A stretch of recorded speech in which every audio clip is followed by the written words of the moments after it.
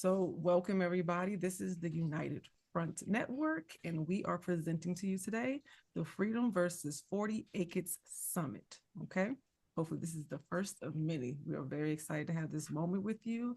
It's very important to have this conversation, but not just conversation. We are here to stimulate action. So, we're going to get this thing started. We will introduce ourselves and our lovely panelists. We're going to present to you the why so that you understand what we are trying to do with this moment exactly. Okay. And excuse me for looking to my side because it's on a different screen. I'm not ignoring you, it's just on a different screen.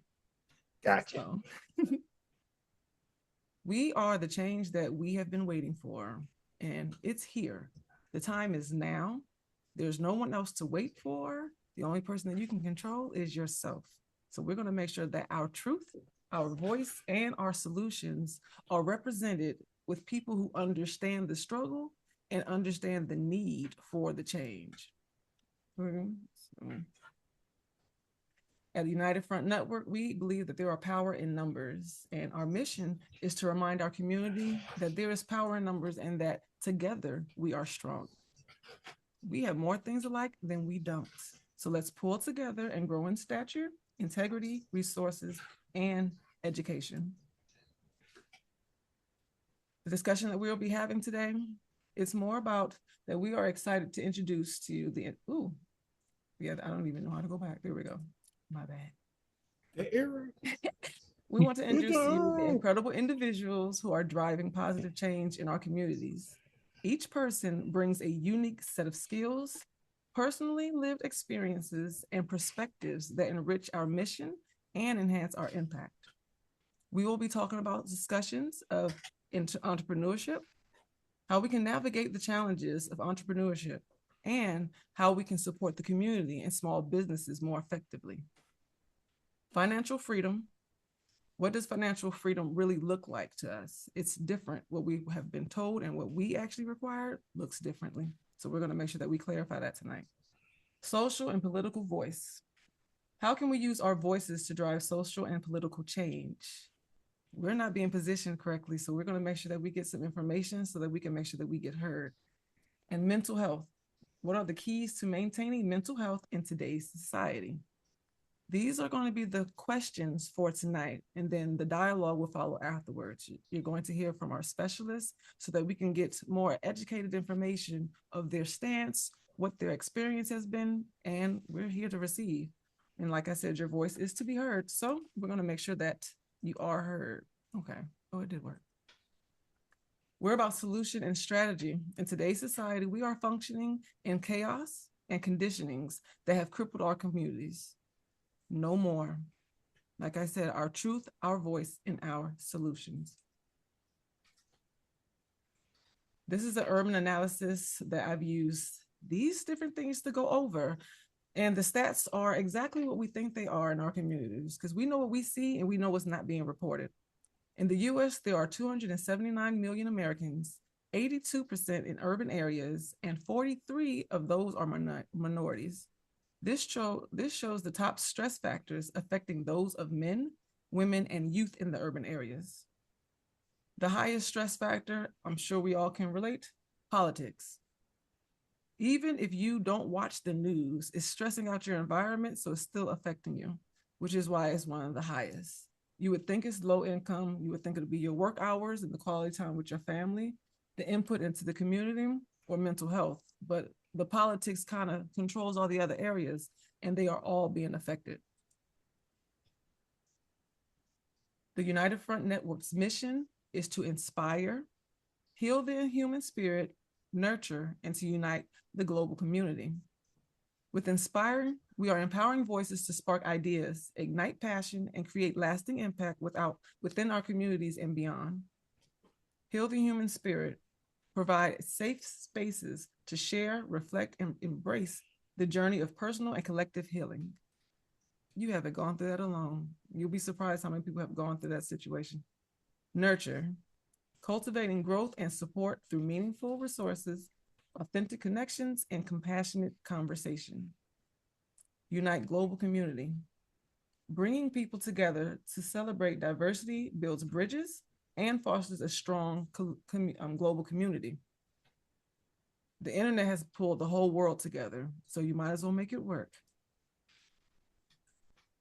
Like I said, change is here. Together, we can empower our youth, reunite our elders, and redirect the future to create a stronger, self-sustaining community that will no longer bear the pain of our ancestors, but hold their power to push forward. Now, you know we're strong, okay? The things that we have been through, but we are still here. This timeline just shows a quick synopsis of the things that we have already gone through. 1619, slavery. We were victimized, abused, and confused. We had no choice. 1954, we decided we've had enough. We fought for our rights and to maintain our integrity. Now in 2025, it is time. It's time to reestablish who we are in America and recreate history. It's the present. We don't have much history, so it's very important that we actually start creating this in real time.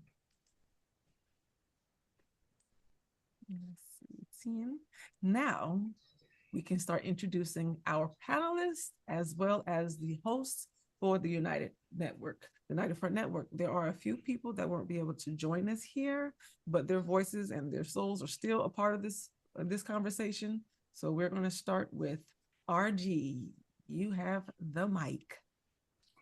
Wow. I was hoping Doc would start out, have a little more distinguished, but all jokes aside. Hey, I'm Royal Gaines. I am a proud partner of the United Front.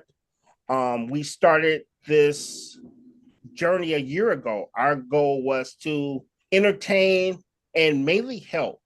And this is just the beginning part of a larger plan to give back to our community and serve the people that we love and we care for. So for all of those who could attend, thank you. For all those who donated, thank you. Every little bit helps, and we're only doing it to make the world a better place. More? Yes, more. Then Dr. Brown. He will be next. Denise, you can go ahead. I am Lady D. I'll be introducing Dr. Brown, Dr. Jesse R. Brown. He is a friend of mine and a coach. He's very important in our community.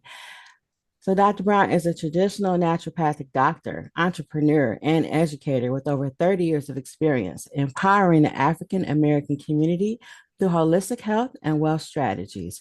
He is the founder of the Holistic Training Institute. He champions generational health and financial independence by addressing systemic disparities. He's a resilient leader. Dr. Brown inspires others to overcome challenges, reclaim wellness, and build legacies. And through his work in the community, he envisions a thriving future where African Americans fulfill unkept promises, honor their ancestors, and create lasting opportunities for future generations. Welcome, Dr. Brown. Thank you. Thank you, Denise, and thank you, United Front Network, for inviting me for this most worthy workshop and experience for the community. It's especially at this time. It's so needed. Ms. Penny Owens was speaking about the politics of the day. Well, there are many people who recognize and early on that these are amongst the most challenging times that we will experience in our lifetime politically. There are a lot of things that were enacted in years past and generations past that are in the process of being reversed. Okay? So we may very well see what many people experienced to be Jim Crow or the Jim Crow era today in modern times. And many of us none of us thought that we would go back to where it appears that we're going politically today. But it is part of our destiny and part of our past and reminiscent of the past, that it's those things that did not kill us made us stronger. They thought that they planted us, but they didn't realize that that we would grow through the adversity. It's said that light winds never made strong sailors. We've been more resilient, more resistant, and we've been more revolutionary in challenging times. So my part, I'm going to share some things in regards to health and wealth. And I want to share that health and wealth are the cornerstones of any thriving community. Yet there are two areas where African Americans and people of color face the greatest disparities.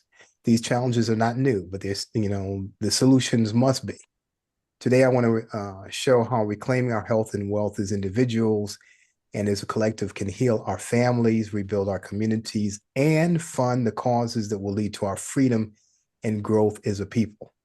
Now, these biggest problems, health disparities, to put some information and statistics to that, African Americans have the highest rates of chronic diseases such as hypertension, which is 56% among African Americans versus 44% amongst whites. In diabetes, 13% African Americans compared to 8% overall. Life expectancy for African Americans is 4 years shorter than the national average, largely due to preventable conditions. So these chronic illnesses are preventable. Black mortality, maternal mortality, is 3 times higher than white maternal mortality. So we're almost getting it at both ends, maternal mortality and then more chronic ailments and earlier deaths. Wealth disparities. The median wealth of a Black family in the United States is $24,000 compared to $188,000 for white families. The racial wealth gap is projected to widen without structural changes and collective action. And again, as you see with the politics, there are no actions. There's going to be no DEI or initiatives that are going to favor or reverse this. What's been done? Policies like the Affordable Care Act increase healthcare access, but not address the root causes like food deserts, systemic racism in healthcare, or the lack of culturally competent or culturally relevant care. Entrepreneurial programming grants exist, but they're not widely accessible or leveraged within the Black communities. Now, then we have those initiatives that were to educate, encourage, and support more people of color in our communities, which we know is correlated. When when the communication is not there, when the cultural relevance isn't there, and if we don't have people looking like us, who hear us, who see us, who feel us, and care about us, our health outcomes get worse. What must we do? One, we got to take responsibility for preventative health. We got to take responsibility for those things that we can control. Okay? The things we can't control are going to be there. But what can we control? Wellness-focused lifestyles. We can educate ourselves and empower ourselves in terms of natural health solutions. When you see these multi-billions of dollars, more than $300 billion is being spent on all types of natural remedies, the herbs, the vitamins and minerals, and all these remedies that we practice, that we brought to the Americas, okay, and that we were famous for, that those things that kept us alive through the Middle Passage, through slavery and Jim Crow, and all those years before the Affordable Care Act, before we had insurance, before we had all the options we had. We're losing those to other communities. We're losing a lot of our heritage, our culture, our history, and our knowledge. What else must we do? Build and support Black businesses in health and wellness, create mentorship pipelines and entrepreneurs, and form cooperative funding initiatives to overcome barriers to business ownership. Now, there's a link between wealth and health as well. Medical debt is the leading. One moment, Dr. Brown. Dr. Brown. I want to Okay. give a chance for the rest of the. Oh, excuse me if I gone over time. Oh no, you're cooking. Okay. No, you're Okay. cooking, sir. It's all Early good. a little bit, just a little bit. Okay. Cooking. Are we gonna take a pause for the cause? If I exceeded my time, I know you said, look, first it was 5 to 7 minutes, and then you said we're going to go a little longer. Okay, Yeah, so no, you're good. pause there. You're good. Yeah. No, just for a second. Just put a bookmark in it so we can get the rest of the host. Oh, certainly. Okay. All right. That's all. Okay. It's all good. You're cooking. Right. I'm like, I was all in. Like, okay. I started to go ahead and let you finish, but I was afraid you might not come back. Yeah, I meant to ask someone. I was like, okay, somebody gonna have the timer. Somebody gonna give me. Okay. All right. I'll pause right there. No, you're doing great. Thank you. Thank you. I forgot I'm part of the panel. I'm like, really? I was like, well played, sir. Very much intrigued. Okay. No, I'm good. There's more to come. Info. Okay. Yes, sir. All right. Great. All right. Okay, excuse me. So then next, I think Penny. We're pausing for the rest of the panel? Yes. Yes, sir. Okay. Elrita, you can go next. Tell us about yourself. I'm Elrita Godbold, owner and therapist of Innovative Behavioral Concepts, which is a mental health facility in Marlton, New Jersey. We specialize in counseling for adults and children. We do individual and couples counseling and group counseling, and we focus on holistic health. We focus on mindfulness strategies, energy healing, and herbalism. Awesome. Okay, next in line. I don't hear you anymore, Penny. Uh-oh. Can you hear me now? Yes, Okay. we do. There you Can go. you hear me now? Yes. Indeed. Michelle, you're up. Hey, my name is Michelle Jones. I am a Chandler and owner of Divine Essence Enterprises. I am also a published writer and partner with some of these lovely people at the United Front Network. I'm also a co-host on 2 of the shows on the network, Healing Out Loud and Running with Scissors. So check us out if you haven't already. They are awesome shows, as well as the rest of the shows on the network. I am happy to be here and thank everyone for joining us, the guests included, and these lovely panelists. So I hope that you leave here with some great information and just enjoy the rest of the summit. Lady D, you're up next. Can't hear you, Penny. Okay, Lady D, you're up next. Hi, I am Denise Kofer, also known as Lady D. I own Lunar Love by Denise, where I make and sell herbal and natural healthcare products. I am also a partner with the United Front Network. I co-host one of the shows. We call it the Ops, but it's oppositions. And I will be hosting a show on tea and herbalism and start in February. Thank you.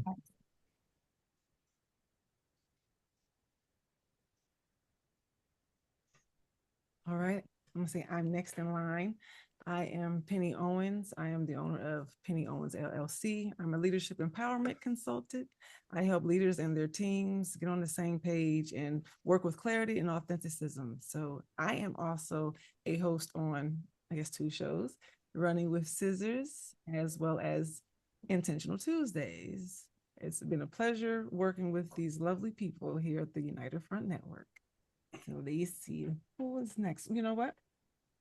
Is Lael here? Who all? I don't think she can make it. I don't believe so. Are any of the other hosts here? Or was it just Gabby? Is Crystal here? No, I don't believe so. Okay. Well, it's all fam now. So that's right. Let's go. Okay. Let me just show you the lovely pictures of everyone real quick, and then you can just see how they were presented. And then, like I said, we're going to get started with all the good stuff. So let's put that in here. Okay, so you get to see the rest of your hosts. Izamun couldn't be here. One Mike couldn't be here, but you are missing some really great personalities there. And Mr. Ronnie, we'll see if he's able to show up, but you'll get to meet him. He's the financial guy. And the most important voices other than ours as well is Miss Gabrielle, Crystal, and the Goddess of Love. They are also a part of Healing Out Loud with Miss Michelle. So those are three ladies that if they can join, they'll be here. Other than that, if you want to see them, come watch the show and come get healed. They are ready to go. And then we have you guys. You are part of this conversation. We are going to start it off with our specialists, and the network's going to talk, but you will be included. We have made time for you, and we can't wait to hear what you are saying and what you're thinking. You, your brothers, your sisters, we can't do this without you. That's the whole point in Power with Numbers. So we want to make sure that we do allow you to utilize this moment that we are creating. So let's get started. You guys ready to do this? Absolutely. Yes. Now, Dr. Brown. Let's go. Okay. You've warmed it up. Now we're nice and ready. Okay, you got the plate hot for us. Thank you. Thank you. So we're going to take that bookmark out. And All right. please, the question that really just goes to you is, how can we navigate the challenges of entrepreneurship, and how, please let us know, how can we support our small businesses and Black-owned businesses? Because you have multiple fields that you can talk about. Please, we are listening. The mic is yours. Okay. How can we support our small Black businesses? Hey, I would think and grow them as well. Well, especially in times such as this, where DEI initiatives, those things that were supporting small, traditionally underfunded, undersupported, okay, businesses, we need to collectively collaborate. We need to prioritize, identify, and then self-fund. Okay, so it was Vice President Gore, Al Gore, who said some years ago. He says, if a white person wants to go into business, they go to friends and family.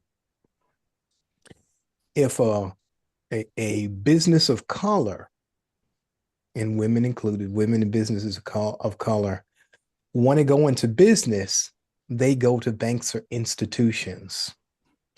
And the likelihood that they're going to get the amount of funding, the support, the approval, et cetera, is quite low.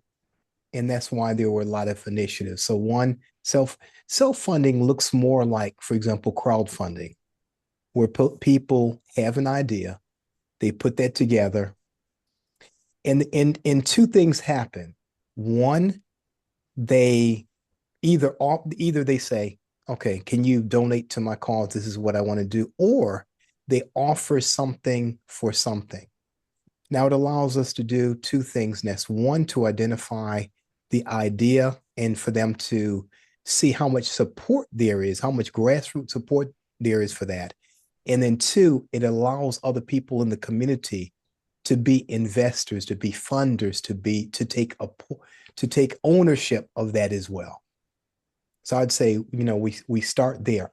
And then we look to, I'll say, larger business or businesses that already exist and work within mentorship, work within partnerships.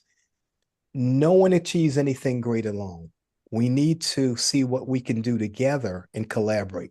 So instead of there being a lot of small individual businesses doing things, if sometimes 5 of those, get together that are moving in the same direction, and they have complementary skills, resources,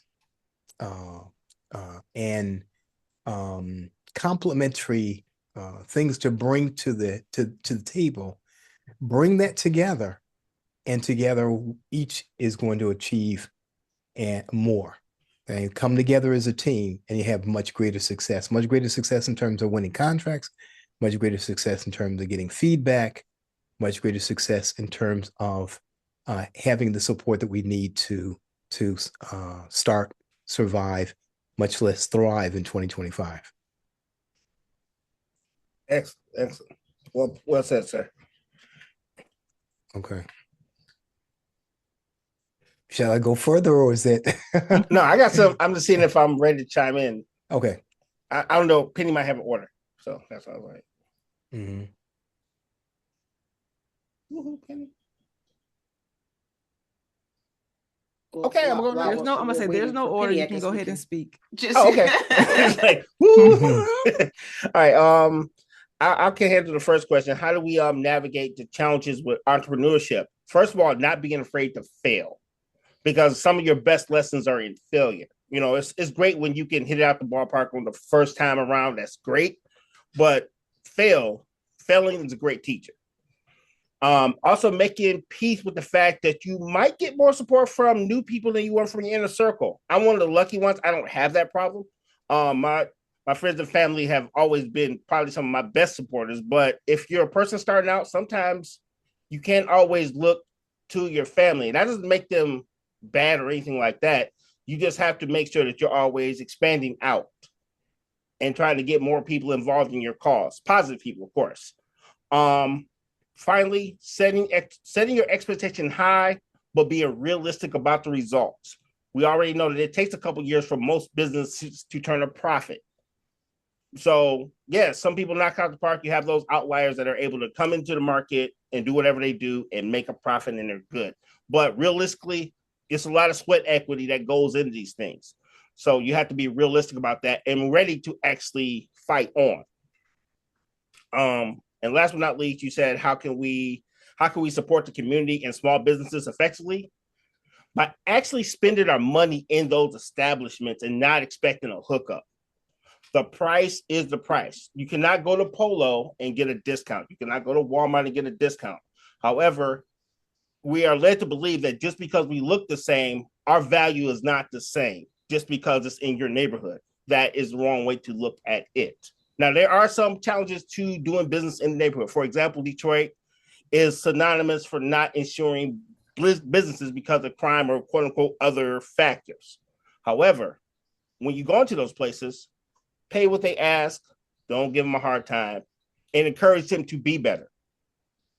We should be treating our businesses on the same level as the other businesses. Their flows should be clean. So when I'm a customer, I should say, hey, I would like it if you clean off my table, stuff like that. So it's the way we treat it. We shouldn't treat it as a discount. We should treat it at the same level as anything else. That's all. That was good stuff. Good stuff. And just to piggyback, and as business owners, small business owners, you want to provide great customer service. You know, that's really, really, really important because that's what brings people back. So when you often hear people complain about the customer service, whether it's us or you know, any other business, customer service is important. And in our community, we tend to hear things on the negative side of what customer service looks like. So as a business owner, go get that LLC, start your business, but make sure that you're providing customer service, great customer service to your customers, because word of mouth is everything. That's how you build and come together and support each other, as Royal said and Dr. Brown have said as well. We want to keep things within our community, especially that money, because the power is there. We just have to grab it and take it and run with it. You know, be so quick to support others when you can find it within your own community. Do the research because it's there. I kind of want to piggyback off of what Mr. Gaines said about not being afraid to fail, you know, because I went in business with somebody, a partner, and it didn't work out. You know, it was a bad experience. And, you know, I kind of wanted to shut down, you know, and not move forward. But, you know, I had people that encouraged me, you know, to keep going and to continue. And, you know, that was the best thing that I did, you know, but I learned, you know, from those mistakes. I learned from the things, you know, that happened and was able, you know, to keep pushing forward. But I also learned, you know, to educate myself, and when we're going into business, educating ourselves is very important. Networking with like-minded people. The law of the mastermind. If you don't know about something, surround yourself with people that do. I have read a book about Henry Ford, and they talked about how he didn't know anything about cars or building or engines or anything, but he hired people, that knew how to do these things, and we know how that turned out. So, definitely surrounding yourself with the right people is very important. Excellent. I love everybody's answer. I would answer that really just repeating everything that you guys said, where when we go to support ourselves, we're full of complaints and we don't take into account the fact that because we don't have those opportunities, the struggle is already extra for us and our businesses. We need our money. If you guys heard the touch points in other cultures, the way that they share the same dollar amongst each other, it stays into the community for a long time, but not in ours. We want the name brand of everything, but those are the same people that hate us, and we don't even take that into consideration. We have no problem paying full price everywhere else because quote unquote quality, and then complain about what we're not doing. And that's counterproductive. It's counterproductive. You want to encourage each other and you want to make sure that our fellow man wants to go to work every day. We tell each other all the time, I'm not working for nobody else. Well, when you work by yourself, it should be supported because that's the goal, especially in our community. We don't want to work for anybody else. And as we can see with the leadership that we're dealing with, it's going to be very important for all of us to have some type of self-sustaining idea, and we need to build our community because who else is going to take care of us? Right. Good. And were you going to say something? I'm sorry, Dee, I go was. ahead. Yes. Go ahead. I Go was ahead. My gonna say apologies. my viewpoint is more internal as far as in entrepreneurship. It's like you have to believe in yourself because a lot of times we won't do things because we're too afraid. And it goes back to what RG and Rita was saying about don't be afraid to fail, but also believe in yourself enough to step out there, whatever the outcome would be. So it's more of an internal thing. And then there's this quote I heard years ago that helps me a lot. It says, everything I want is on the other side of fear, because you spend too much time being afraid, you won't move forward, you won't jump over the wall, you won't climb in that hurdle or buy the supplies you need to make the items you want to sell because you're too afraid. So, and then that and having family, friends, and a network to help push you emotionally is great too. Yeah. Mm-hmm. And then again, what most others have said about supporting other small businesses and keeping that dollar in our community. Yeah. I agree. Okay, awesome. Now we will come back to that question. You have something else to say, Michelle? No, go ahead. All right, we will come back to that question at the end so that we can hear what the audience and our community has to say about these topics. But we're going to move on to the next question. Now, our specialist is not here yet, but that does not mean that we cannot answer this question. So this one is, what does financial freedom really look like to you? Who wants to go first? I can go first. I would just simply say that everybody's idea of financial freedom is a bit different. Some people feel like, yo, I can travel wherever I want. I can buy where I want. That's financial freedom. But we've also seen the flip side of having all the money in the world and still being emotionally corrupt, sick, and messed up. So everyone has to have a clear definition of what their level or what they consider financial freedom to be, and then start working towards that. I think that's probably the best way because I can't just say my needs are the same as Penny's or any other panelist. So you have to clearly define what you want and then work towards getting to that point. 100%. Awesome. And I guess, can I go next? So I think financial freedom, I would say overall is for us as a community is to have enough to cover your expenses without touching your savings, and also having a savings as well. And then having extra to do the things that you want to do without it being a major struggle to just travel. So for me, that's what financial freedom looks like, and leaving a legacy for my children. So being able to create that. That's awesome. Who next? I No also debt. think That's never for being, sure. oh, I'm sorry. That's okay. I think, again, educating ourselves, being financially literate, teaching our children, Yes. about financial literacy, having our own products and supporting each other, never being satisfied, always learning and growing. And you spoke about improving customer service as well, which is so big. And what happens a lot of times in our community, instead of talking to people about things that are going wrong, we'll give them a bad review or we'll go on social media and bash them instead of, maybe having a one-on-one conversation. Now, will they receive it? Maybe not, but at least, we'll do our part and, trying to help them, be better. I think all feedback is good, whether it's negative or positive. Mm-hmm.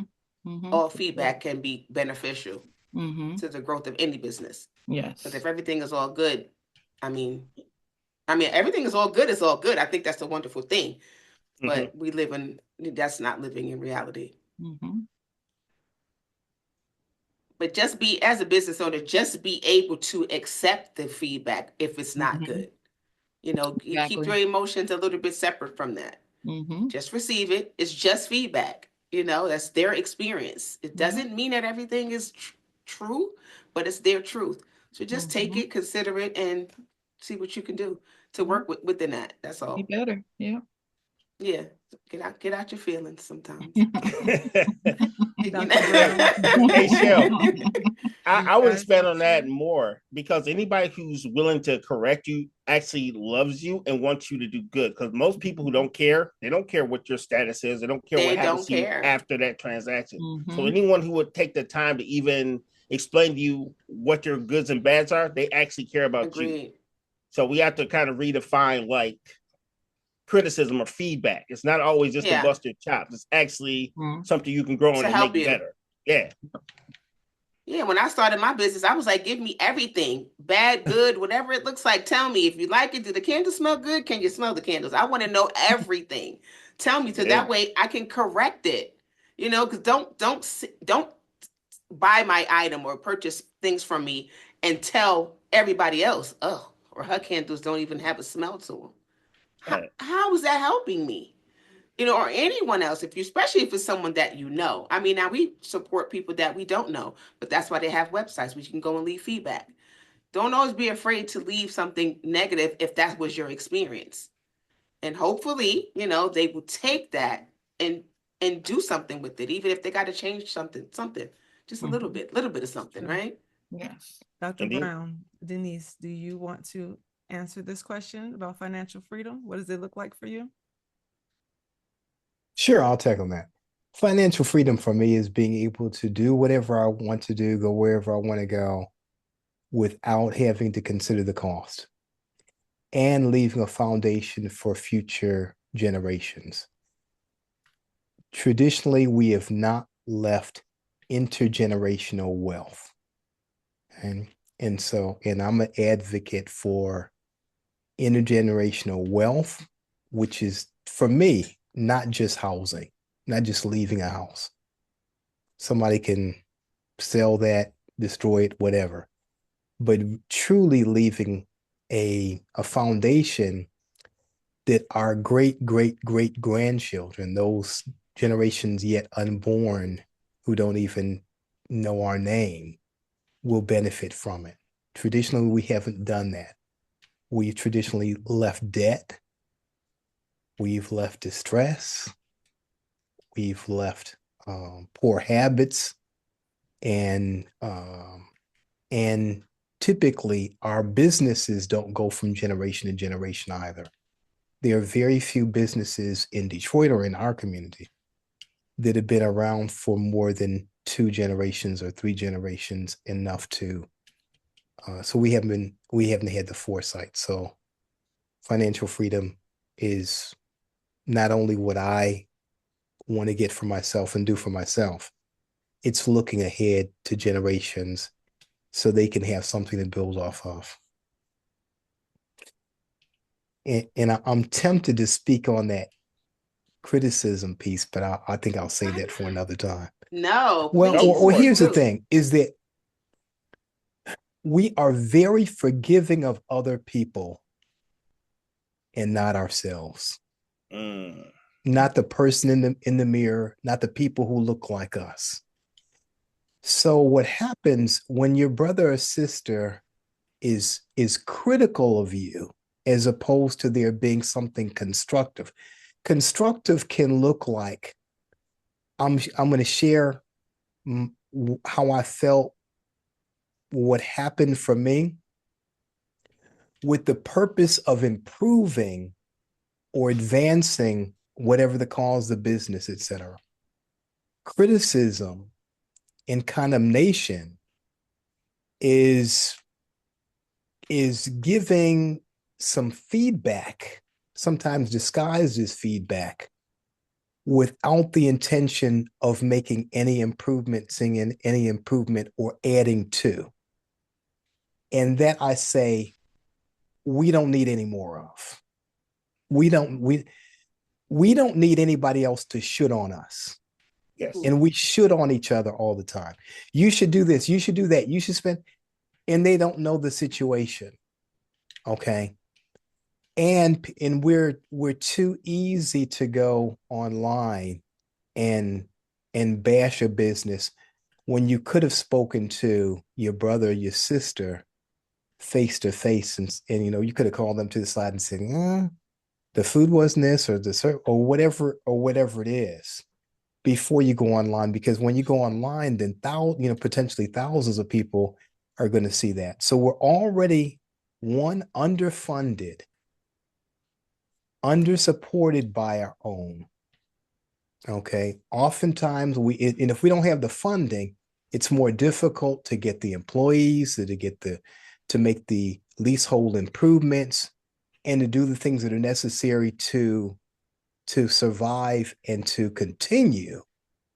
And then you got people out there who, and some people, if you look at their reviews, if you look at some of those same people's reviews, all their reviews are negative. Wherever they go, they don't have anything nice to say about they may not have anything nice to say about anyone. So I think that we need to temper that a bit as well, because you're putting something out there for the world to see. And I told, for a long time, I told, all of our clients, okay, if there's something going on, you can always speak to me. Okay. And if there's an adjustment needs to be made, we'll, do that and try to make it good. And I would say that, and it's not necessarily just for businesses of color or our businesses, but for any business, give them the opportunity to make the correction. And if it's not happening or something, and you've addressed it a couple of times, you got the option of going there or not. But when you put it out there publicly, that's oftentimes a type of news and blow that's difficult to overcome if it happens too often. That's my take on it. Awesome. Lady D, did you like to answer that question? Yes, financial freedom to me, it mirrors what Dr. Brown and Michelle, what one else said. Being able to have all of my needs met, all of my bills for the month paid, as savings, have money saved up, and if I want to travel or whatever other needs I have, be able to do that without worrying about how much it costs and if it's available and is it a safe location because of my color and all of those things. But yeah, that's what financial freedom is to me. Awesome. And I would say financial freedom for myself is exactly everything that you guys stated. And for me, I'm really caught up on the sense of community. Me and my husband, it's like, okay, that financial freedom for myself doesn't include just myself. It includes the community. So I want enough money to be a blessing, to be able to help somebody else, to give a jump start. Like you said, I don't want to leave a house. I want to leave a nice cushion so that my children can also get started with their own businesses. I hear you, Dr. Brown, where the businesses don't last a couple generations, because a lot of people just start their business just strictly because they don't want to work for someone else. There was no passion in it. They didn't actually care about helping their community. They wanted to make the money so that they could have a break. But that's coming from a place of void that needed healing. So with what we're trying to do, we want to make sure that we heal us in a grand scale so that we can make those decisions long term versus just what I don't want right now, what I don't want to go through. Okay, all right. Well, now that you've gotten that clear, what about next year, 10 years from now? What about your kids? We think in such a very temporary mindset. It's just a temporary solution, and we don't make it past the idea. We really don't. I want to have enough money to help stimulate the community to get started, like in real time. Of course, it's up to them to keep it going, but if I had that kind of money, you know, freedom wise, that freedom wouldn't be just for me and my family. It would be for the community. So we can move on to the next question. I like how we're feeling. I'm sure we are stimulating some thoughts and emotions. I'm sure you guys feel that burn in your chest because it's like, all right, what we doing? Now, this one, I'm just going to put a disclaimer out. We might get emotional. Thank you, Dr. Brown, for getting comfortable, because that's what we're here to do. I appreciate it. So the next question. Financial freedom train. My mute was on. I tried to ask that question, but I want to jump on that financial freedom train. Well, we're going to come back to the financial freedom question. We're going to go through the questions, and then we're going to open the floor to talk about all of them. So we just got 2 more questions, just 2 more. All right. So the next question is social and political voice. How can we use our voices to drive social and political change? Okay. Who wants to start that one? Oh, heck, I'll go. Why not? Oh, heck, I'll go. Why not? Actually, I took it a different way. I took it as I don't think we truly understand how government works per se. We know we're in a situation where we have we'll say a leader, quote unquote, that is a hot mess or a hot ass mess, if you want to call it that. However, he's not the reason why your trash is not getting picked up. He's not the reason why your property tax is so high. So we actually give the evil way more credit than it is. And I think sometimes we need to understand who to talk to first of all. And I think that's one of our things. Yeah, we'll go yell and tweet about this, but what happened last night when your street lights were out? Who'd you contact to get that fixed? Or did you complain about it? Do you know who to go to? Do you know? It's the knowledge. Knowing your local government and knowing how they work can greatly improve things for you in a macro sense. Then after you get that straight, now you know who to talk to, then you can start looking towards the outer community, because you'll have people who will march for rights and freedoms and be oppressed in their own yards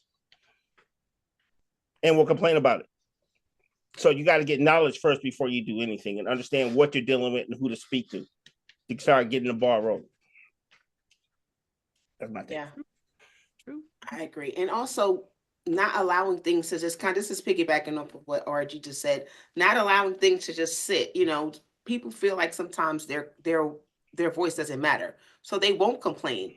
They won't say anything. They'll just let it go and just deal with it. So you have to start being more vocal, especially in your community. When you see something wrong, start complaining, start talking to your congressman, start doing things like that, and keep doing it until you see something change. But if you just sit back and just let it go because you feel like there won't be any change, then there won't be.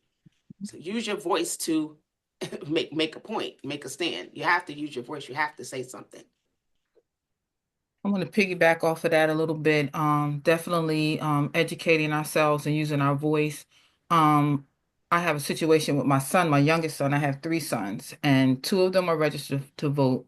But my youngest, he takes the stance that, his vote doesn't matter, and I always talk to him, about our ancestors and the people that, were killed and marched and everything, and just to register, So I always talk to him about, honoring your ancestors at the least, to go, even if, it doesn't count, and like you said, at the local level, being able to talk to your congressman and different things like that, and educating yourself at that lower level. But a lot of young people have that mindset that, they're not going to vote because it doesn't matter. So just changing that narrative, I think, will definitely help a lot in the future. Can I get, oh, hey. Hi, everybody. First of all, Well, not yet. Wait. Hold on one We're second. letting the panelists answer first. We're letting the panelists answer first, and then we have one more question after this, and then it's going to be fair game. We're going to have more of an open discussion. And before afterwards. you go to the next person, Dr. Brown needed the question to be. Yes. Oh, you did see that in the chat. Okay. That question again is, how can we use our voices to drive social and political change, Dr. Brown? Okay. Okay, my response on that is media, and today's particularly social media. So I'm going to say media, technology, especially with the advent of AI. Once upon a time, you had to have a lot of money to get out there. You either had to be recognized by some major media source as a writer, as a credentialed or authority in some capacity in order to get into the media. Today, through social media, people can reach thousands, hundreds of thousands, even millions of people if they've got answers, if they do have the authority, if they establish an audience. That's powerful. That means that influencers, micro-influencers can make a difference. So we see a lot of societal change, a lot of cultural change and political change that's driven, even the last election, okay, driven by social media. So we can't discount the impact that has. So for those things that we want to advocate for, we need to be behind them, driving them, getting the word out there. As the behavior of the people changes, the politics change. Typically things don't change politically before the people are really ready for that, or have expressed an interest, a need, or much less support for that. That's it for me. So I agree with what a lot of the panelists have said. And I believe it was Michelle was talking about unifying and using your voice.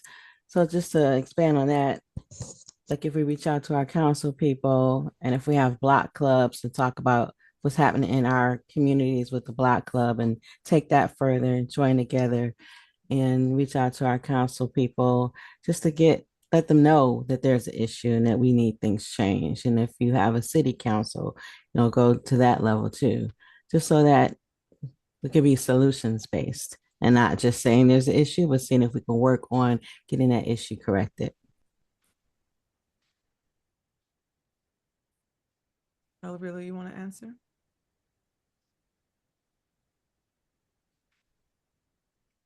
Elrita, you want to answer this question? Do you want to answer this question? Did. Okay. Yes, he did. She did. I did. I wasn't sure if you was finished. I felt like you had something else brewing. Yeah, I totally see where a lot of us, I don't know if we just didn't pay attention in class when it came to that point, where we just really didn't learn about the lower levels, the three branches of government. We don't pay attention. We get distracted by the president. And the president is just a face to blame for the vote. He does not have the policies and the decision making. He's not the one doing it by himself. He's just a distraction. And we don't know that, let alone our teaching our youth how the government truly works. And on your immediate level, your mayor, your governor, and there's power in numbers. Getting petitions started, those signatures, they are very heavy. They have a lot of weight, because once you show up in those town meetings, once you show up with all those signatures and that crowd outside, you can't help but be seen. It's really hard to be ignored as a group. And it doesn't have to be violent. Of course, they're worried about that, but that's their problem. Showing up is very important, but we're not educated in that sense. And it really is about the individuals that, if you know how this works, instead of just complaining about it, educate the people around you. Take somebody with you. When you went to go tell them, hey, look, I don't agree with that law. You need to change something. You need to get a speed bump in my neighborhood. Take somebody with you. Because a lot of people feel that way, but they just don't have the know-hows. So finding answers, sometimes you do have to seek it. And at this point, let's just be honest. There are no excuses for ignorance. We have Google and you have God. There should be no reason you don't know how anything works, because we look up for everything. But with the important stuff, we just don't seem to have those questions. And it's a very easy question. So speaking of questions, the next Wait, I want to one. just add one more Go thing ahead. before we move on to the next thing. And don't be afraid to ask questions too, because oftentimes I see things, where people are putting other people down because they don't know. So instead of taking that stance, just inform them. Whatever you know, pass that on. So I'm kind of saying the same thing Penny was saying, but stop, putting people down because they may not know something. I've been seeing a lot of that, especially after this election, and I've been seeing a lot of that. And I'm just saying, if I'm not informed about something, tell me. Or if I'm wrong, correct me. And I understand not everybody takes criticism or correction well. I get it. I get it. But and that's for those people who don't take correction. Sometimes just relax. It's okay. It's okay to be wrong, but you just want to do some more research and become more informed about what it is that you're talking about. So we need to share the knowledge and share the love and also be receptive.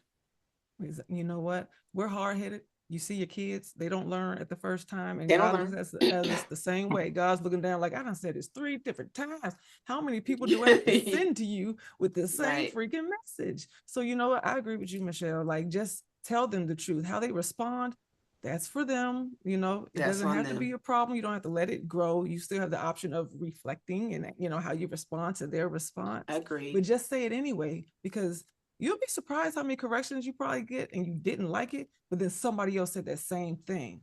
At some point, it'll kick in, whether you're the first person to say it or the third. At some point, that person kind of has to accept, like, well, maybe it's me. So at least if you're speaking truth, Or not. it'll get to them. Yeah. Repetition. Because, as a parent, my children are grown, but I still feel like sometimes they need me to say certain things. I say it because I feel like my job is to say it. And if I don't say it, I will feel away. Now, how they use that information is on them, but it tends to come back to them at some point. They might not take it right away, but they bump their head enough times. It's going to start to hurt.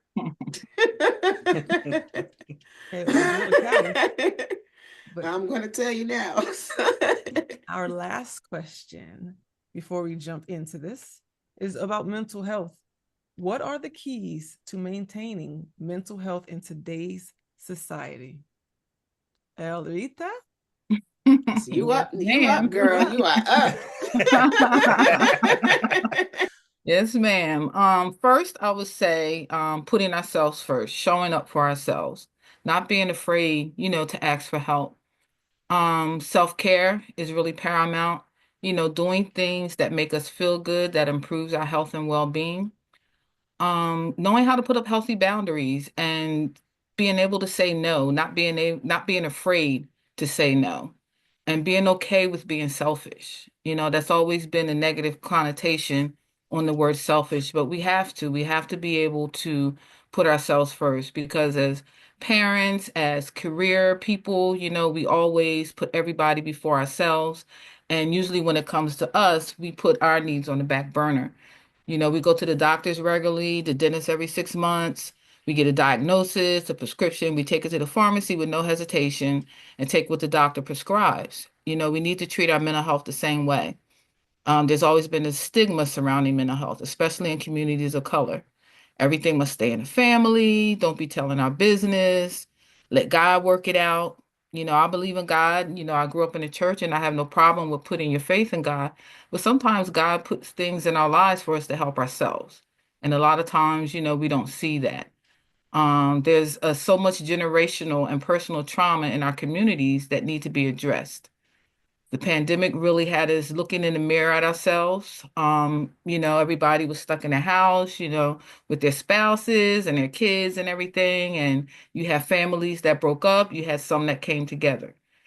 Since the pandemic, I've seen a pretty big increase in people of color seeking therapy. I've seen an increase in Black males seeking therapy as well, which is great.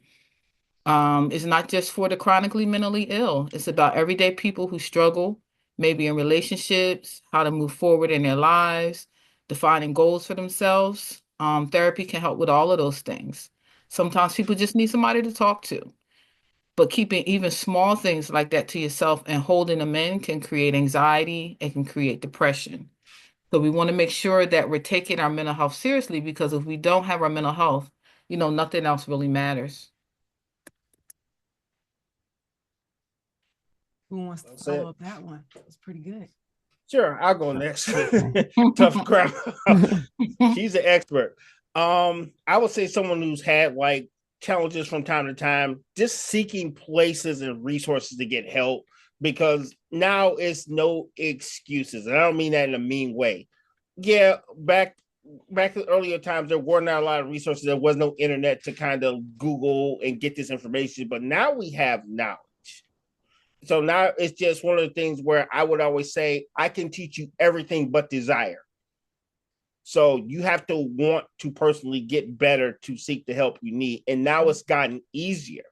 And some of the stigmatisms that we did face in the past are not there anymore, because unfortunately our the 2020 was a collective timeout for everybody. So we had to deal with ourselves because there was nothing else to like disguise what we were feeling on the inside. So it's a blessing and a curse. So now that we have this, and now that these things are available to us, now we can't be afraid to get better. Mm-hmm. So yeah, I agree. I usually say, don't hold things in. Share if you have a support person, or if you need a therapist, or you need to call 988. And don't hold things in. Say what you have to say. Share with someone how you're thinking and feeling, so that you can get the help you need. You may need just to have a listening ear. You may need something more. You may need to go to the hospital or go to a mental health facility. But like Rita was saying, it's not so taboo now, being in our community. We need to quit keeping things inside and pushing it down, because then we usually explode on the people that we love and care about. Mm-hmm. So, and it is good to have boundaries. For me, that looks like putting my phone on do not disturb, for however long I need to, because you need that time to recharge and regenerate. And if you're constantly being interrupted from outside forces on top of the stress you already have, it can make things worse for you. Mm-hmm. Sure. And I will go ahead and add to that, and understanding what trauma looks like. Trauma is not the same for everyone. That's right.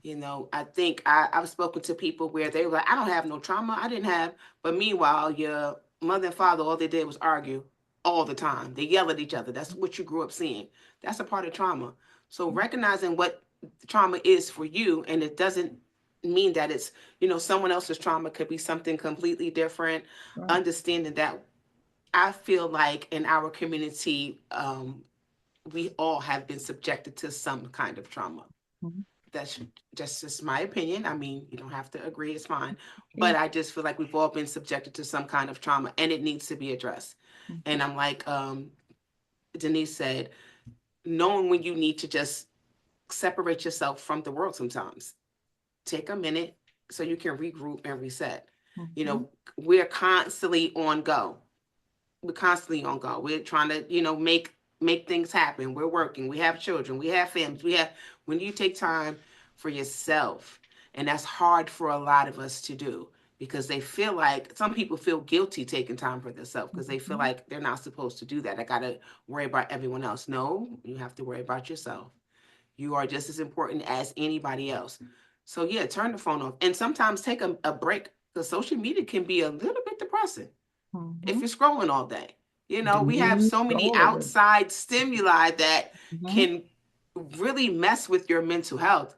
Know and understand that when it's happening, you got to take a break and reset.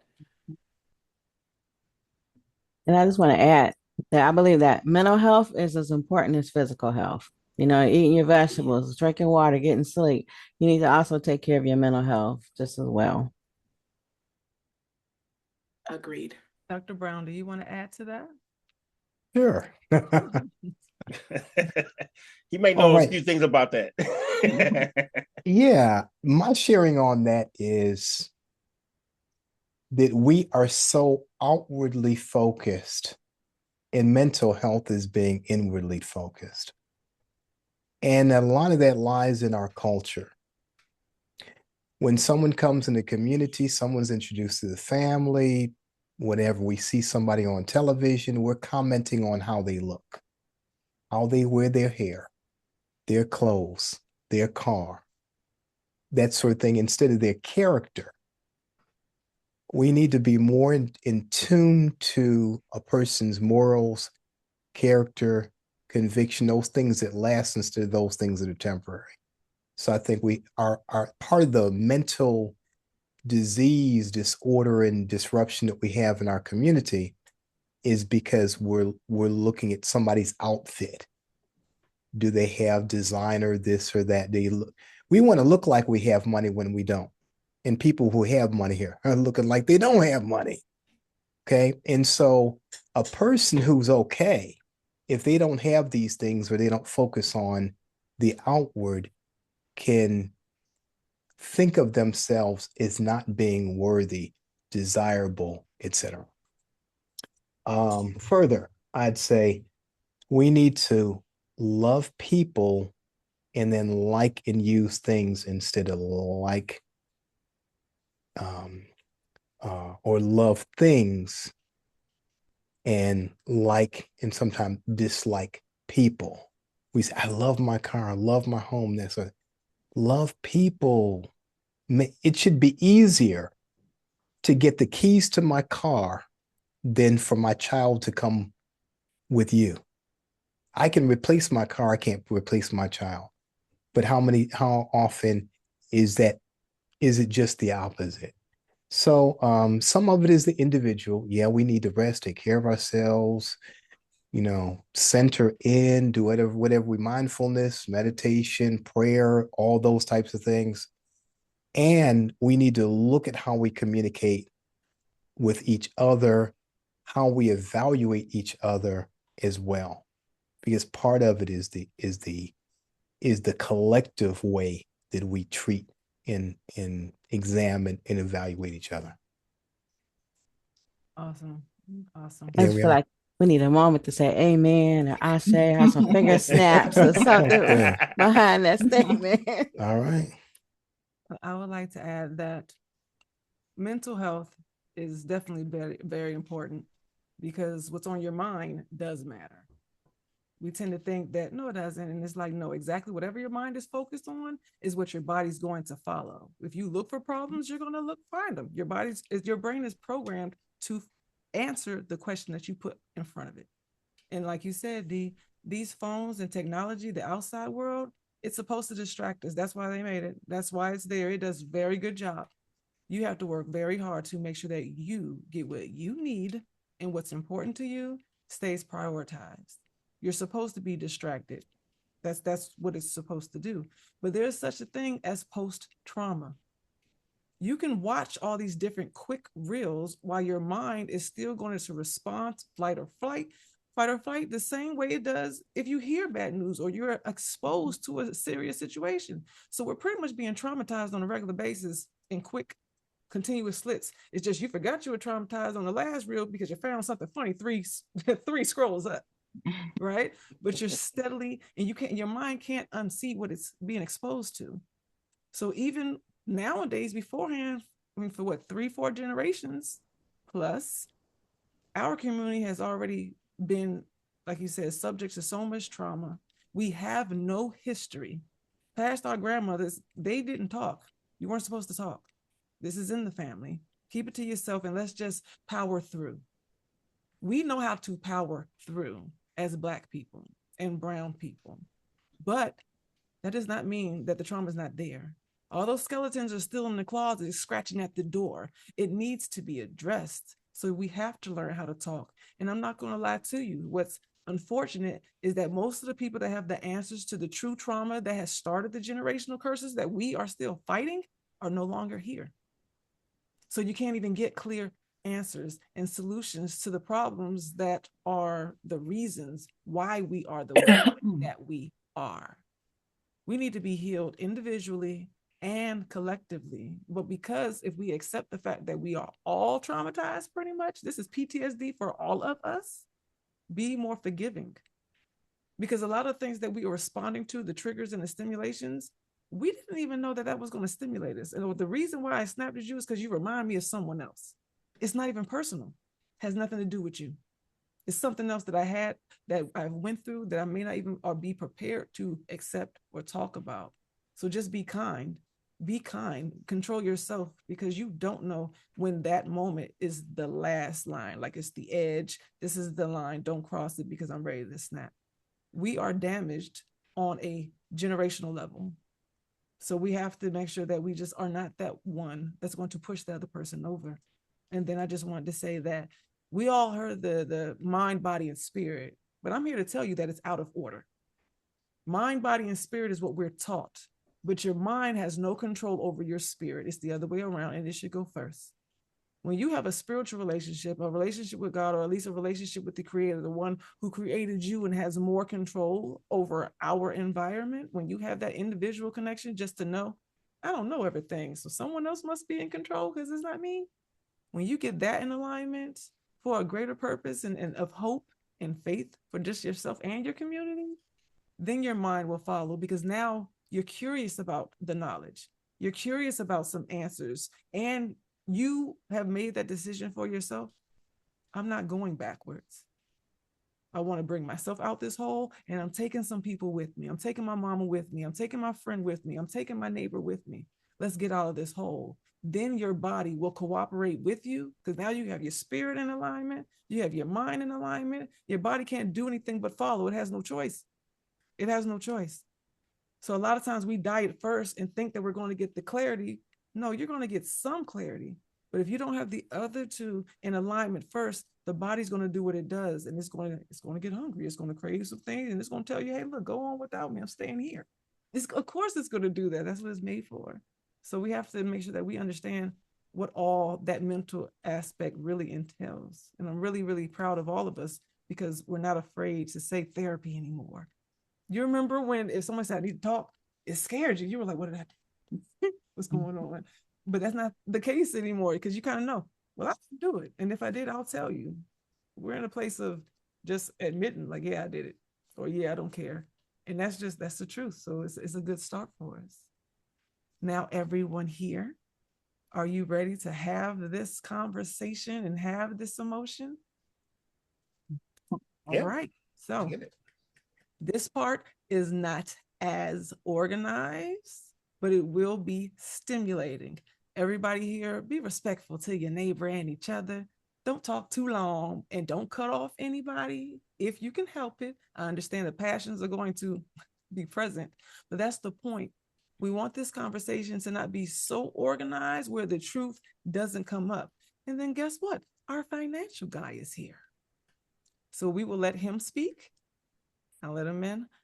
We will let our financial guru talk, and then we will jump right in. Now, with the conversation, you guys can let me know in the chat how you want to do it. Do you want me to stimulate the question and let the audience answer? Or do we want to, because I'm sure you guys have bookmarked what was important to you during this topic so far, and we got like 40 minutes to make it work. So do you want to just have an open dialogue and you bring up the part that's on your heart and we go from there? Or take turns with the questions again?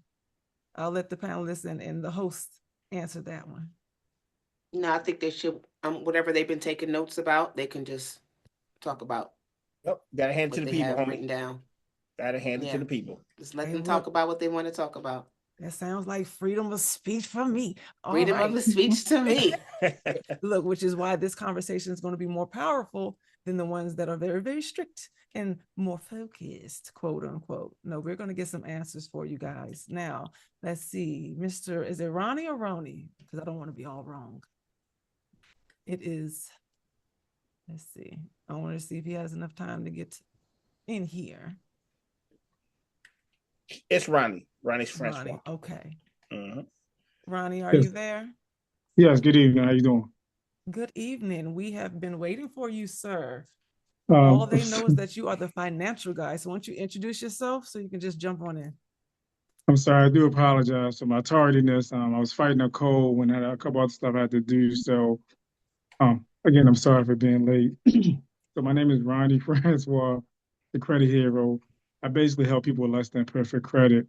I've written multiple books on credit, financial literacy, I've helped people throughout the United States. I work with nonprofits, school teachers, educators. In fact, I have a children's book that's coming out next month, which, talk about the 5 components when to deal with credit. This is not just something I just started overnight.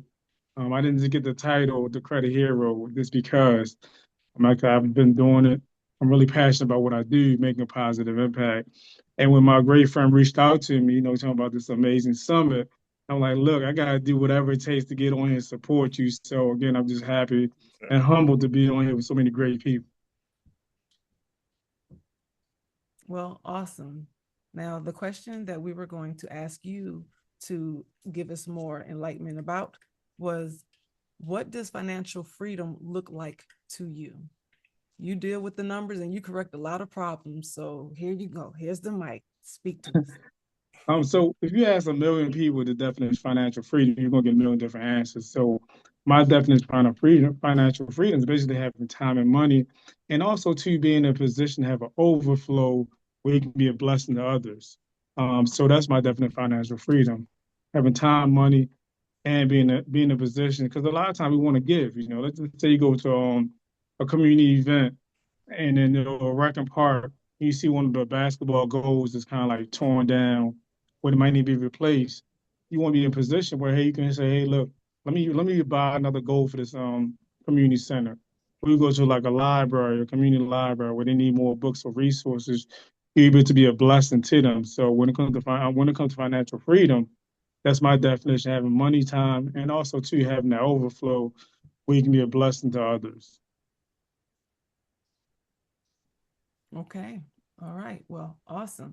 So you just joined us at the part where we're about to open up the mics and we are about to let everyone get their voice heard. Yes. You've seen the questions already, so you know what we've already stimulated. But now we're about to let everyone else speak. So who wants to, matter of fact, Mustafa, you was ready. You had it burning in front of you. So let's go. We are listening. What do you have to say? Oh, me. Okay, you on me, right? No, it's someone that's person. You have something else you want to say? Oh no, I'm good. Sorry. Well, he just has to take his mute off, and then we can jump right in. Oh, you can let somebody else go first. I got to regain my thoughts. I was already charged, but my fuse kind of burned out. So somebody else can go now. Javai. So things that I kind of jotted down for me when you said something about financial freedom. I think financial freedom in America is just plain serious freedom. And I have to be, and that gains me to be able to do the things that I want to do in my life and the things to do the things for my kids. And if I'm not free, I can't help anybody else be free. So you guys are all, first of all, everybody's saying great things and everybody's absolutely right. We just all saying it from a different perspective, or we find one little thing to hold on to. So that financial freedom to me is just to be able to not be stressed out, worry about how I'm gonna pay my bills, worry about where my meal is coming from and how I'm gonna get it, and to be able to go out and spend money and buy my kids dinner. And, because I got four kids altogether, but me and my wife together and my 2 kids, if we go out to eat, there's nothing less than $80, nothing. And that's including, and that's not even trying to do a tip. So to be able to go do that and not be worried is a part of my financial freedom. And then to be able to also take them on trips and do everything else. I understand that I need to help my community, but I need to take care of what I got at home first. And then I feel like financial freedom also leads into the social and political voice, because I think from being what education I've received, and my mother going through segregation and, my grandmother and everything else, that we've been screaming and crying and trying to talk to everybody about how we've been treated, how our neighborhoods are, and our education and our neighborhoods and our taxes and everything else. But I've seen one time in particular when we hit them financially, they respond. And it's a particular city didn't want us to use their resources here in Michigan, and we banned that going to shop in that city for a while. And guess what? Oh, everything changed. Oh, well, come on to our city, because they needed us. They wanted our they wanted our resources, they wanted our money and everything else. And I feel like as Black and brown individuals, we have proven that we stimulate the economy, not just within America, but around the world. But we won't, first of all, spend it with our own community like we should, and make sure that money is passing with our own community. And then the thing is we keep giving it to Louis Vuitton and everybody else that don't even want us to be really using their products. So we have not did that. And then my last part is, and I'm sorry, I'm just going through it all just right now because I'm at work. Finding the resource, right, natural freedom and speaking your political voice. Financial freedom also gives you the resources to even try to even go get healthcare, mental health, and everything else. And I understand that we also need, if we don't have the ability to have good insurance and everything else, that you can try to find the resources of free mental health care and things like that. Because I work in a hospital and I deal with, even though I have a specialty, we deal with a lot of individuals with mental health issues and everything else, crisis and everything else. I work in Detroit, and I also work in the Veterans Hospital. So I deal with this on a regular basis. But my mental health is speaking to Royal. I call Royal and we talk about things. I have sought out therapy, something that I probably never done. I've done it on 3 different occasions. I find sometimes that therapy, they sometimes want to push you in a direction of their pre-described notion instead of just listening to you and helping you with your voice and helping you down the road. That's not always the case. That's not every therapist. I'm just speaking sometimes with my experience. But I would say the last time I went to therapy, I spoke to and I made sure this time I got a Black woman that I related to, and it really did help me. And then when I felt like things kept just, I felt after a while I didn't need to speak with her anymore. Awesome. And not that she did anything wrong. I just felt like I was regurgitating the same thing over and over again, and we weren't going anywhere. But my daily or weekly, I speak with my friends that I can trust and share my heart and my problems with, and he shares his when he feels like it, and we go from there. And that makes me understand that, first of all, I am not the only one that's going through it. The importance of community. So, and as men, we don't share our pain with each other, and we don't share that with the young Black men as well. We share our success. I got this truck, I got this money, I got all these things, and they see that, but we don't talk about the struggles and everything else that we did to get there to do it and to keep it. So I thank you guys for your time. I know maybe I kind of went around a little bit, but I feel like all these things are related together, and that's kind of how I lead my life. So thank you. No. You're welcome, sir. Appreciate it, man. Kind words. Exactly. Hey, I'll with therapy tomorrow, 8:30 in the morning, just so you know. Because I talk to him every day when he's driving home to work. So therapy in the morning, buddy. Rest you guys in the peanut gallery. What's on your mind? What do you want to say? Because we are listening. We are listening. Be like, I don't want to just call folks out because that's rude. I'll let you know. I like to jump in on something Javari was saying.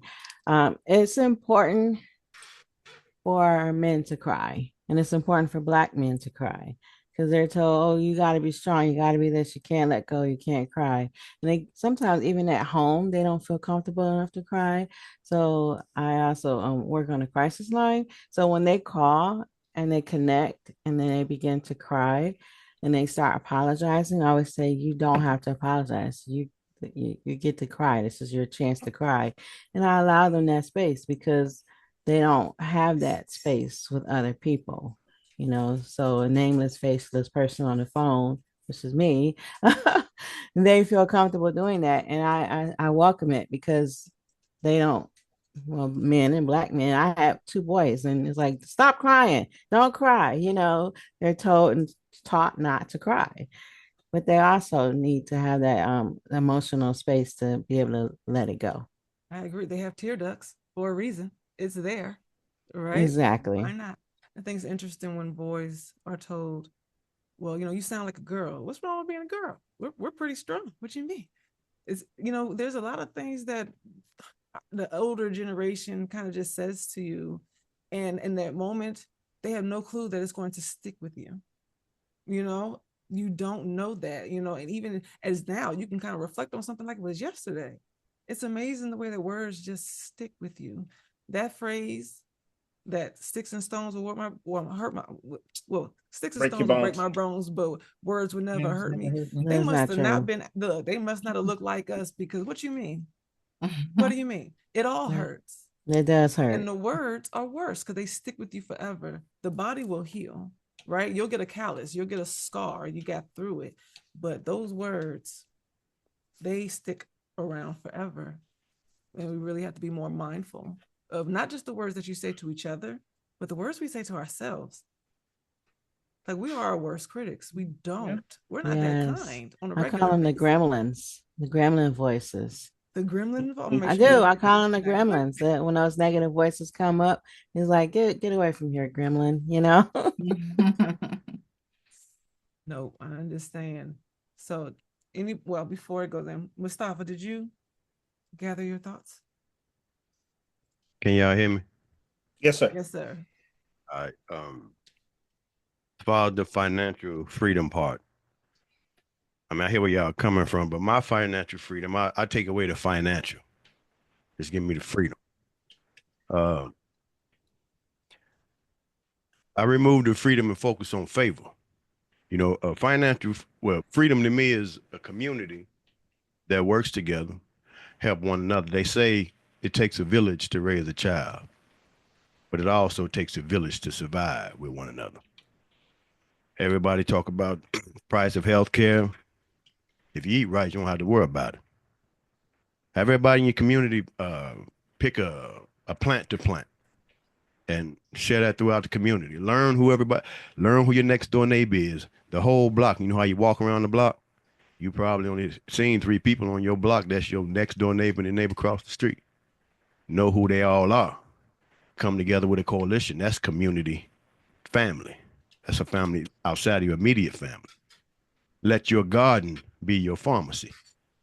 See, everybody talk about money and this and that's. A lot of people with a whole lot of money is miserable. Myself, I don't care about taking no vacation. I'm simple, I'm humble, and it don't take a lot for me. Yeah, I go live in the woods. If I didn't have a family, that's where I'd be, in the woods. So it's just like a man of a matter thing. It all depends on what you want. I mean, if you want things that require money, then you're gonna work hard, break your fingernails, scratch and scrape for the man who's not gonna profit share with you. You letting him put a monetary value on your time. How the heck you gonna tell me my time is only worth $10 an hour? Well, you can take that job. $25 an hour, you can still have it. So get with your community and you can make things a whole lot simpler. But they got to buy in. You got to be able to get with them, get inside of them, put those ideas on them to where they buy in, and then you don't have to worry about all the outside. So if everybody's helping, you'll have so much that you can have a food drive and give to those like the food bank do, because you'll have so much. So it's not all about this, because it's a lot of, like I say, it's a lot of rich people miserable. They sick, they dying, and the greatest doctors in the world, can't help them when their time come. So I just don't focus on the money. My wife will tell you, I don't care about the money. I say, if you took $100 bill and a penny and you put it in a barbecue grill and lit the fire, what's going to be left? That penny. So what that tell you? That penny is worth more than $100 bill. Because at the end of the day, the penny survived. The $100 bill won't. Communities survive. So that's my take on financial freedom. My financial freedom is investing in the universe, investing in nature for my physical strength, my spiritual strength. And that's it in a nutshell for me. I'm happy. Appreciate it, sir. Appreciate it. Thank you. Thank So you. I had a question for you, Mr. Sankofa. Like, when did you decide that this was the path you wanted to take? Because that's a pretty interesting take. That take doesn't just happen like yesterday. Oh, I'm just going to be this great person. So when was that moment where you decided this is where you want to take it? Well, at one point in time, you know, for everything that, you know, I went through or that happened in my life or whatever that wasn't good or great, I blame God and everybody. Mm. I realized that I hadn't begun to learn yet. And then I just started blaming myself. And I said, okay, well, I'm trying to get it now. But then when I didn't blame me, God, or nobody else, the learning had started. And so I said with that, there are things that are in our control and the things that are out of our control. And the things that I can't control, no matter how it may put a hardship on me, I just got to accept that and keep it moving. Because at any given time, anything can happen to any one of us. It's out of our control. I appreciate that. Thank you for the answer, sir. Appreciate it. Anyone else in the audience want to say something?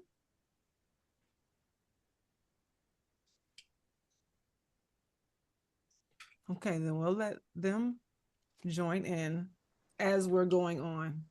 So my question to everyone that is excited to talk. So we already know that we have all these thoughts in common. We have the same needs, but now let's take some time to give ideas towards the actions.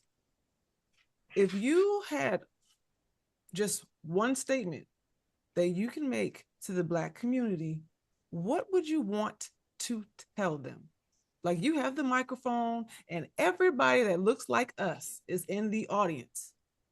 What would you want to say to them?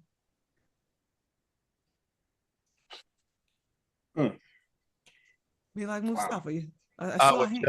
I would say that we're playing their game with their rules on their terms. And like Malcolm said, it's time to stop singing and start swinging.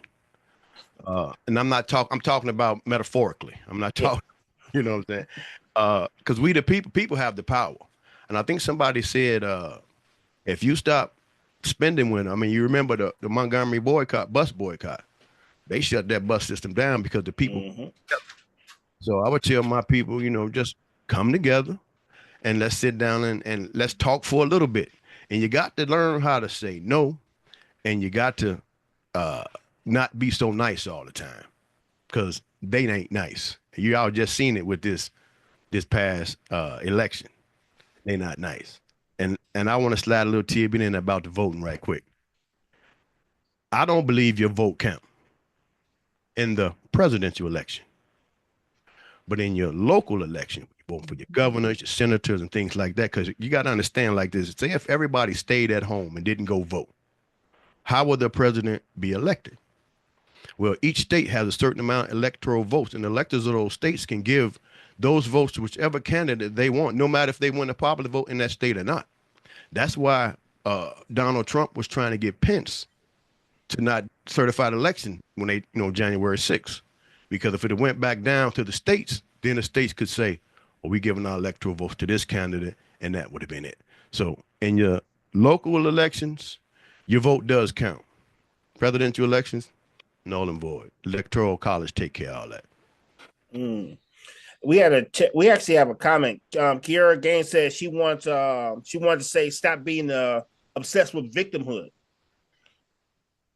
I understand. Well said, Kiara. I'm about to say a lot of people have the victim mentality, but let's be honest, they have the victim mentality because we are victims. We've been abused and just degraded and put into a small box, a box with no holes in it, because they want us to suffocate for a long time. So it actually is, it shouldn't be surprised that people feel like victims, because we are. But you don't have to stay a victim. When are you going to stand up and fight? When are you going to just say, you know what, enough's enough, and I'm done. I'm not going to be anybody's victims, not for you, and dang sure not for you. Because that's when you know how when people say I'm tired, oh, you're not tired enough until you're done. Because there's a certain level of tiredness that when you're just like, I'm not going back. I will not deal with this anymore. And you demand change and progress. And I am sure that we are here. It's time for change. And that's why I say it is here now. Who wants to actually wait 400 years? Where they do that at? We're not. Because in 400 years, we could have made a lot of progress versus waiting for the check. That's how this summit came about. Do you want to eventually have your freedom? Or are you ready for it now? Because anybody who has started that self-love journey, you know that you are nowhere but a decision from your life being different. You know how when you get mad at somebody, that's like the cleanest, fastest no ever. And it's immediate freedom. You're like, you know what? We just broke up. I'm done. We're not doing this anymore. You have 130 pounds lighter. You're just like, oh, okay, you know what? I'm not putting up with this anymore. It really is simple to start that process and to ignite that fire, a decision. A lot of us have made decisions to just deal with it because we think it's not going to get any better. I got a question for Ms. Godbold. Yeah. Excuse me if I'm. All right. So if you had a person who felt stagnant and you only had a minute or two, what would be some things you would say to them that they should explore to actually break themselves out of their stagnation? Because a lot of people feel like just because they have problems, they can't move on from that. Well, just allowing them to have a voice and just really talk about what's important to them, focusing on their goals. And I understand with Mr. One of the young men was speaking about his experience with a therapist, and the therapist kind of driving the narrative. And, I always talk to my clients about, if you feel that we're not going down the road you want to go down or we're veering off, let me know, because it's about the client, it's client driven. It's not about my agenda. So, if I do feel that somebody's stagnant, we'll talk it out. We'll figure out what is it that you need in this moment? How can I help you, move forward and focus on that for sure. Awesome. Thank you, ma'am. Appreciate it. Mr. Francois, got a quick question for you. If you're still there, sir. You're still there? Yes, sir. Hey, if one thing that I will say from being the young person that one long time ago, I had a hard time establishing myself credit-wise. For all of our young people that look like us, what would be one of the things you tell them to do if they were 18-year-olds fresh out of high school? How would you get them to establish themselves by credit? The easiest thing to do is become an authorized user on someone else's credit card. Like for example, like if you got like a 15 or 18 or 17 or somebody that's in high school, I think some credit cards you can be as young as 13. They put you on as an authorized user. And then so when they put you on, the bank is going to ask them, do they want additional cards? So most likely they can just say no. And as they use that credit card doing good things, that person credit score is going to go up.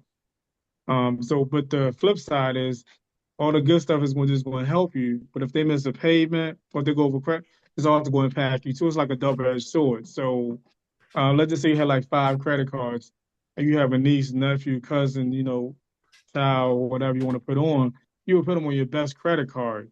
And then eventually their score will go up just by being on your credit score. And then a lot of the other races do that. I mean, white people, Jews, whoever, they'll put their kids on. And then when they get to a certain age, they'll have a 650, 700, 800 credit score just from being on the parents' credit card. So that'd be the easiest way of doing it, is to become an authorized user on someone else's credit card. Appreciate it. All right, Mr. Doc Brown, you are next. I got a question for you too, sir. Well, we have one in the audience as Okay, well. Go for it. Let's do the chat, then I'll catch up with Doc. Miss Tia Gibson. Let's see. I don't think I closed. Please don't There you blame. It's Zoom. But hello, everybody. Hello, my brothers and sisters. Hello. It's important to me that everything that y'all was talking about really hit a soft spot. Because it's really important to me that not only do we talk about our financial situations, we also talk about mental health. And then I know somebody had just brought something up about the victim mentality. And it kind of hits me in a different space, because when it comes to being a Black woman, we already have 2 strikes against us, right? It's not walking in here being a victim. It's not waking up being a victim. We already was born that way. So what we do is we try to empower each other so that we can do more, right? But in the same aspect, if my brother or my sister doesn't have the same, let's say, if they don't have the same opportunities that I do, does that mean that they're still a victim? They're not trying to be that. You know what I mean? They just need to be able to have that opportunity. So what I do realize is that we need to work on empowering each other, and being a little bit softer in the phrases and the words that we use, because sometimes they could be harmful. You know what I mean? Like, I know for a fact that when I started my business, and I came here from New York, I'm in a foreign place, and I knew absolutely nothing about being in the South, and being in the South showed me so many different things that I never seen in New York. Just starting a business and knowing that I needed help, and so much gatekeeping and so much keeping it to yourself. And it was just like, I wasn't used to that. I'm used to being from a city that they're willing to help. They want to tell you things. They want you to get on so we can get on together. You know what I'm saying? But that bag wasn't shared. You know what I'm saying? So it was something that I had to also realize, even when y'all say that, because I almost felt like I was literally acting like a victim, or felt like a victim. I felt like I was attacked. You know what I mean? Because I, express that I want to be able to grow with you. But even though you say you want to, you don't really do that. You know what I mean? So it's just something that I feel like when it comes to victimizing, it really needs to be that empowerment that's added to that word, because without that, they will not be able to get to a place where they don't feel like a victim, And then when you talk about financial empowerment, even with that, that's really looking into oneself and knowing, like, and that's the thing that they don't understand, even people as young people, because I have children. You have to express to them, empowerment is not just, oh, I have a job and I'm going to save my money. No, you need to get a job that will pay you the amount of money that you need so that you can be able to actually save money. So just because you're getting a job at $10 and it's not your career, guess what's going to happen? You're going to find yourself back in the same situation again, because you're taking that $10 job and you're trying to live off $100,000 life. And that's not going to work. It's not going to work at all. Mm-hmm. You know what I mean? So that's more of another empowerment that we need to give our young people, you know what I mean? So that they will understand, like, hey, this is how you're able to get to a place where you're financially stable. You know what I mean? You need to make the money that you need to make to cover the bills by making a budget that will create savings, and then when it comes to mental health, and I'm almost done. When it comes to mental health, that's another soft spot, because the women that most of the time that I deal with, they come from a place where they have been victimized, have been taken advantage of. And once again, it's the knowledge. It's the empowerment. They have to have that. You can't blame somebody for feeling a certain way when all they know is what they mama and them said. All they know is what they was taught. You can only meet somebody at their trauma level. You can't ask them to be on your level when it took you time to learn. It took you time to heal. You got to meet people on their trauma level and bring them where you feel like they need to be. That's all I wanted to say. Thank you, sister, brother. And thank you. Thank you. That was awesome. Thank you for your input. We appreciate it. Yeah, that was awesome. Like she said something that Michelle be saying all the time, where we have to be our Black privilege. We have to create it, right, Michelle? Right? Yes, we have to create our own Black. There's white privilege, but we have to start creating our own. We got to privilege each other. And I don't think we do that, because we look at it, we don't even know what it is for real. You're right. Like I together. It's serious. Like, we got to create our Black excellence, because we know who we are. Yes. right? So it's like, even like right now, we know all this stuff that's going on with DEI, right? You know, they're trying to throw us off. We know that, right? But in the same aspect, you know which stores do not particularly protect us. So guess what? We don't particularly want to protect them. We no longer want to support them. We build our own business. If I know that Penny over here, she's selling soap, I'm going to buy soap from her. If I know that over here, Mr. Sura is selling washcloths, I'm buying washcloths from him. Guess what? Target and Walmart will not get my money if they can't promote who I am and respect who I am. And that's just what it is. Absolutely. And you know how many calls I got even today talking about, I don't know if I can stop shopping in Target because they got this special kind of thing I need. What happened? They got this special toothpaste that I bought, that I use. Oh my God. And I'm saying, are you listening to yourself right now? What As happened? if we don't have. I know Black people that make toothpaste, Right. that I buy from right now. You can make your own. I know Black-owned people that sell toilet paper and paper towels and laundry detergent. So everything that you can buy out of Target, you can find it in one of us. Somebody we know is selling it. We just have to be a little bit more diligent in finding it and being willing to support. Because, we like what's convenient. It's convenient to go to Target. I mean, I had the Target app on my phone. I order my groceries and go pick it up. How convenient is that? Right. So now what I'm going to do is I'm going to go to the website and order from the website from the Black owner and have them send it to my house. It's just as easy. Right. It's just You got to change your mind. You have to change your mindset when it comes to this kind of thing. Convenience is not always good for you. Not all the time. This is the year of transition. This is the year of transition. This is the year. Absolutely. People don't really understand what I'm saying when I say that, but this is a year of transition. That means that if they transition, we pivot. We need to transition well. You know what I mean? Like, don't wait on them to push us out the store. Don't wait on your child to walk into Target and they say, sir or ma'am, you're not allowed to come in here because you're Black. No, you can't tell me that, because I'm not coming. I'm not going. Better get you some tree bark and brush your teeth. That's right. Okay. Okay. Listen. Can I just say? Listen. Can I just say that triggers me when people say victim mentality? It really felt something in my soul. It really bothered me.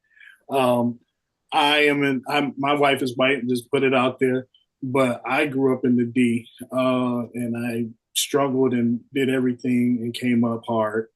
And I know the things that I go through is not because I am perpetuating a victimhood mentality. So when we use that term, we use terms that white people use to put on us. It really bothers me because to me, it dismisses what we actually go through. But when we talk about trauma, can we just be real? And for a lot of us, most of the trauma that I went through was from the hood that I grew up in. Okay, so let's be real about that. From, like, we talk about our parents and everything else and the neighborhood and everything else. And if we want to really do better and support people, stop beating up kids for being smart.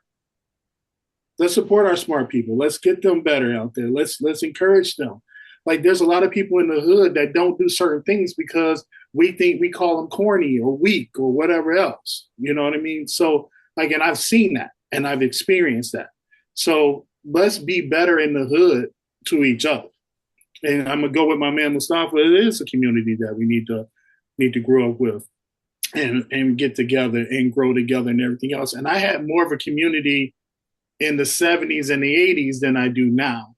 So then the other trauma that I went through is when I started living out in the suburbs and everything else, and being a Black man living out that way and working in atmospheres that were predominantly white. And then my education is not good enough for me making whatever money that I make. How did I get this job? Because you're Black and you're not supposed to be that educated.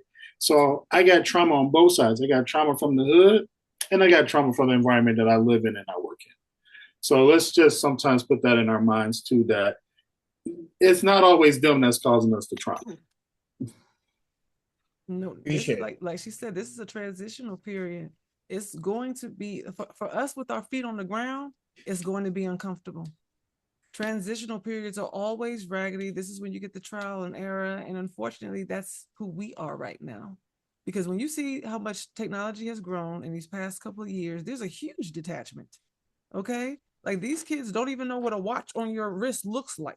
They have no clue what that means. And they're used to asking Google anything and getting it and forgetting it in the same sentence. So it really is up to us to get that next generation through this transitional period. And it's going to continue to be uncomfortable for us because it's never been done before. It's been touched for the tokens for a few people, but they're trying to take that away. They're trying to ruffle our feathers up again. So it's going to get uncomfortable. But it's like, that's what needs to happen. Are you willing to walk through the fire? Like, that's what we have to ask ourselves. Are you willing to walk through the fire for not just yourself, but for your legacy and for your children's future? Because who else is going to fight for them? Everything that you just said is exactly right. They mess with you. You're not Black enough, or you too Black. And we know, what is that? The Lynch letter? There's a lot of things that damage from slavery alone, what they were taught on how to control us, we do for them. We do for them now. So we must educate each other on what that means. What is the traumas that we have been conditioned, and ask for the discernment to spot it out? Because we do it all the time as jokes. We call each other names and we tease each other. That's a coping mechanism. That's how we communicate, but it's all coping. We have to be able to separate this. I mean, for all of us, we really do. Go ahead, Carl. Up to us. Yeah. And you know, what the United Front, we stand for this. What we stand for is the numbers, is power in numbers. And us together can make a change. I mean, we really have to drive that. And I want to just talk about Target for a minute. You know, people say that because there are Black-owned businesses still in Target, they're only going to shop and buy those things. The company still gets the money. Whether you're going to go there and buy a Black-owned product, Target is still benefiting. So the company itself, if you can go to that person's website, I would say go there. Buy it from their website. Don't go in Target and spend your money there just because it's Black-owned. They still get the money. Just because it's a Black face on it, that don't mean the Black man is getting it. Hello. And a lot of those Black products are owned by not us. Exactly. So just be smart, do your research. Yeah. I'm gonna take a bit of deference to that. Here's the thing. Tabitha Brown, who I met in Cali a couple years ago, Tabitha Brown has got her line, got products in there, and there's a number of Black companies that are in there that through a lot of blood, sweat, and tears got onto shelves and got into spaces that we had been denied for a long time. Mm-hmm. If we boycott Target altogether, they suffer, the sales go down, and they discontinue that. And guess what? And future prospects for other companies don't exist. Tabitha, by her own words, said, you got to have the capacity, you got to have a place to inventory and do fulfillment, all that. She can't do all of what Target does by having her products in there. So we can be selective in terms of our purchasing, because the reality is that everything that you get, everything that you purchase in a year, you can't buy from Black businesses exclusively. That's the reality today. We don't produce enough. We don't manufacture. We manufacture very little. We distribute some, and then there are some cottage industries. So I say, let's not kill off the relatively few, the small percentage of businesses that do exist that are on those shelves. That may be all they have and all that they have to contribute to and create jobs in the community. There are a lot of people who are making things at home and such. That's nice, but that's not going to create wealth in our community.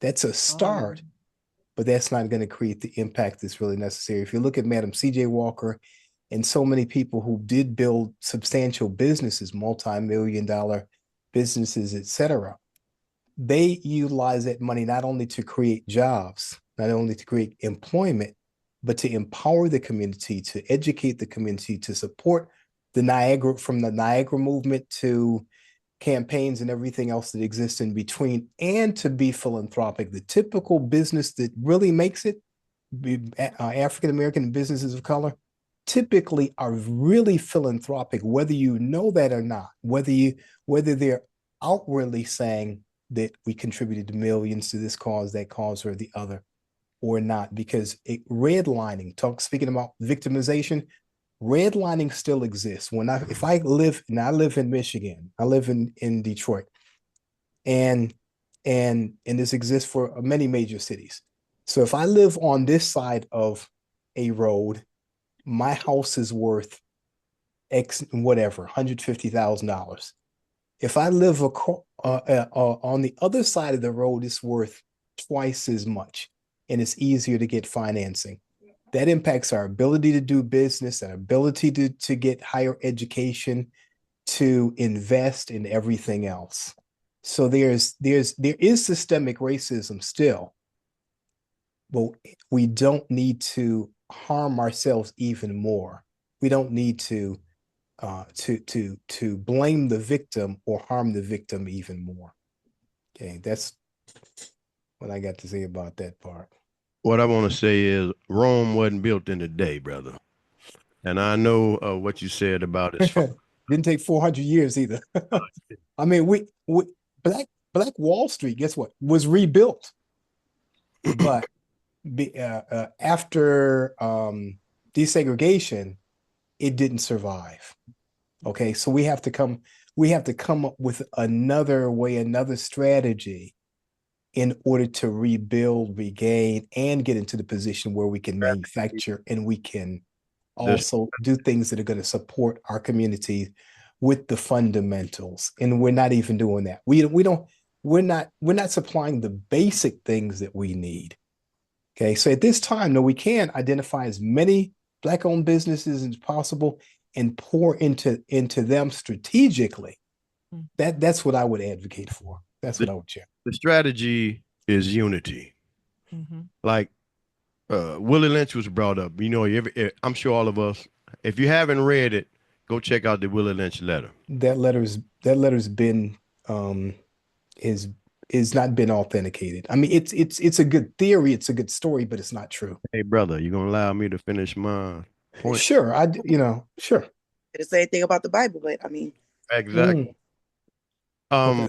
We run so quickly and so fast and so hard to get on the shelves of Target and Walmart, and all we have to do is come together as one. See, they put a mirror up in front of us and told us, this is what you're supposed to be. This is what you can do. You can't get no higher than that. You remember Malcolm's teacher told him, you be a janitor. Don't think about being a doctor or a lawyer. Be a janitor.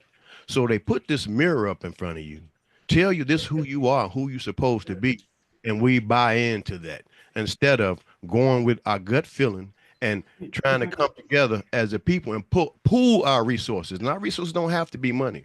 We got a lot of intelligent people in our community, but we have been taught to be individuals, selfish individuals. That's our biggest problem. It's not about the money. It's not about overstocking. It's not about none of all that. It's about being unity, being as one. See, this right here is weak. This right here is strong. We like this. I would like to add to that too. And then Tia, I see you. We keep thinking like with all the trauma and the things that we don't have. I understand where you're coming from, Dr. Brown, where we can't distribute on the level of our competition, a small business. But for that sense, being strategic is very important. Do your research, find out who you can support and who are the startups. You know, it's the Black face, but is it Black owned? Because we do see that a lot. But the truth of the matter is that we have to understand that we are going to have a lot of mixing and matching, because we haven't had the opportunity to build these buildings, to build these corporations. So the trick, and one thing that we have to do strategically, is to get into those rooms, get into those tables, and then, okay, inside takeover. I'm just saying, you have to, because we're so busy trying to get out the hood, you should bring the hood with you when you leave, because they don't like it either. You know, we try to get a different life, and we just want to get away from our past. We want to leave what traumatized us versus the understanding where it's like, they need help too. Bring them out with you, educate them so that we can have a bigger community, so that we have more options, because we are not in those rooms. We haven't been allowed to, but 1, 2 at a time. But if we are strategic with it, if we start accepting those jobs, because truth of the matter is, a lot of us are lazy. A lot of us are traumatized so much that we just don't want to fight. We're tired. I don't want to fight. I want it to be easier. I don't want to go to school for 13 or 14 years, but that's kind of why we're giving our power away. People are coming from other countries and taking these jobs and taking these positions and making these businesses and having these incredible inventions that we just don't want to do the work. And that part has to be stimulated. That was put upon us, but we have to understand that we have to want it.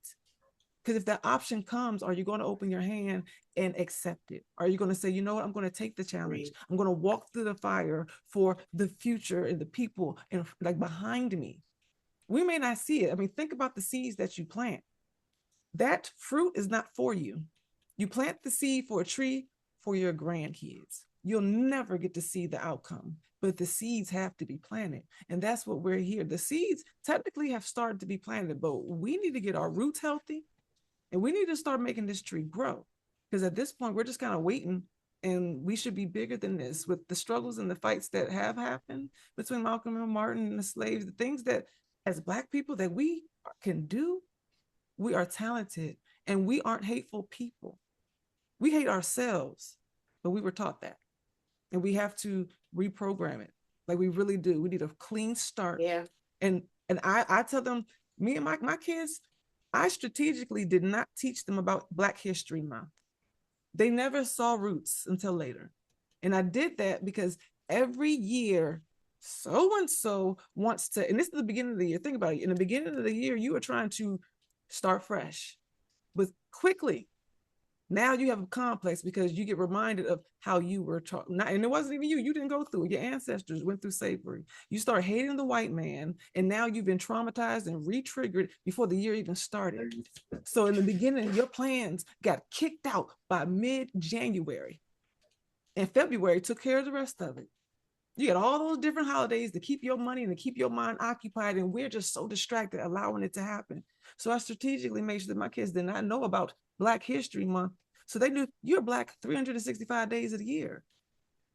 And love is God's way. So Black or white, because all white people aren't that way, the same way all Black people aren't that way. Because a lot of us, as he said with our community, we hate ourselves. And white people, truth be told, since I guess we don't really have none here, they hate each other if you really pay attention. The only color they like is green.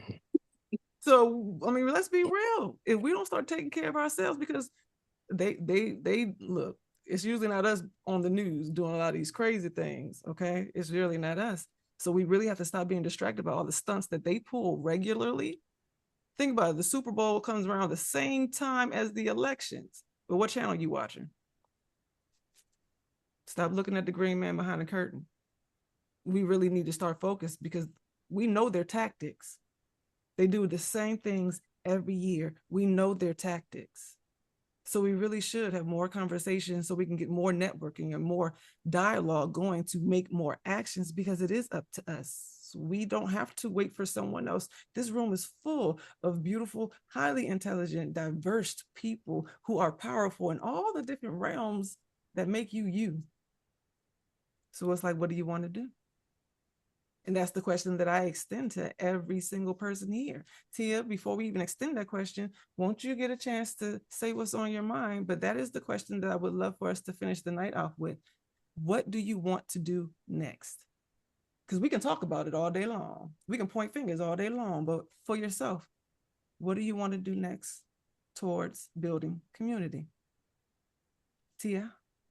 Thank you. I just wanted to say, kind of like what you all were saying, but when it comes to, Mr. Brown had said something about, not going to not support, the people in Target, and not, we still need to support them. But see, that's the problem right there. I know I just met you and I love you, but, the problem right there, brother. See, this is the thing. When white people are angry, they work together. Remember January 6th? Yeah, they did that. So that means that this is January 2025. Yeah, we need to do that. That's this, and that is what we need to do. We need to stand together, and we need to realize that that's not what we're doing. Like, if we're going to support them, we find out how we can support them outside of Target. If we can go on the website, like Michelle said, let's go on the website. I'm pretty sure they're going to make more money if we go on their website, because if we're buying it through Target, they're getting a percentage, right? And that's when we got to do our right. But I just feel like that's a part of the question that you just said. What are we going to do? We're going to start doing our research. We're going to stop like realizing that this is what's going on, and just, it's okay. Don't worry about it. It's okay. It's going to get better. Our ancestors said that for 400 years. You know what I mean? It's not okay. We don't like it. It makes us uncomfortable. We're going to stand up and be the strong people we are, and the strong people that they need to get them in office. Like when he was making the sneakers, right? And he was walking around trying to get all the rappers, like that. That's what we want to do. We want to be able to be in unity together. Like, if I don't know something, then tell me. Is there another way that I can go about buying this toilet paper? Because I don't want to buy it here. If there's a way that we could work together, I think that should be our ongoing thing. Working together to just gain more access. What can we do to help each other? How can we gain that access without going and doing what they want us to do? Do what we know that we have to do, but in a way that makes us smile every day. Doesn't make us uncomfortable, doesn't re-trigger our trauma. I'm walking in Target and I'm knowing you don't want me there. Why am I coming here? That's not what I teach my kids. I don't teach my kids that when there's something that they tell you not to do, you go ahead and walk away. And you stand on that one toe. No, you stand on 10 toes. You walk in there, you let them know who you are, and you stand on that. But as long as we can do that financially, economically, taking care of each other, I think that going forward, that's what I will do. That's what I will do. It's not going to be easy because there are so many companies that are involved in that. So, I mean, Amazon, we have Walmart, we have everything that we buy, where we purchase from, that is falling under that same umbrella. But we have to start somewhere. If the Black businesses could fund all the Target or whatever other entities are funding, then we get them on the shelf and get them that exposure and those sales, they would do it. They can't do it. They can't do it. And if anybody's looked into that, I'm at the largest, one of the largest conferences in natural products in the world every year. There's no way that someone with their home, what they call it, a operation or a small operation, can compete on a national scale in a multi-hundred billion dollar industry. It's not realistic. It's not real. We're not getting funded to that extent.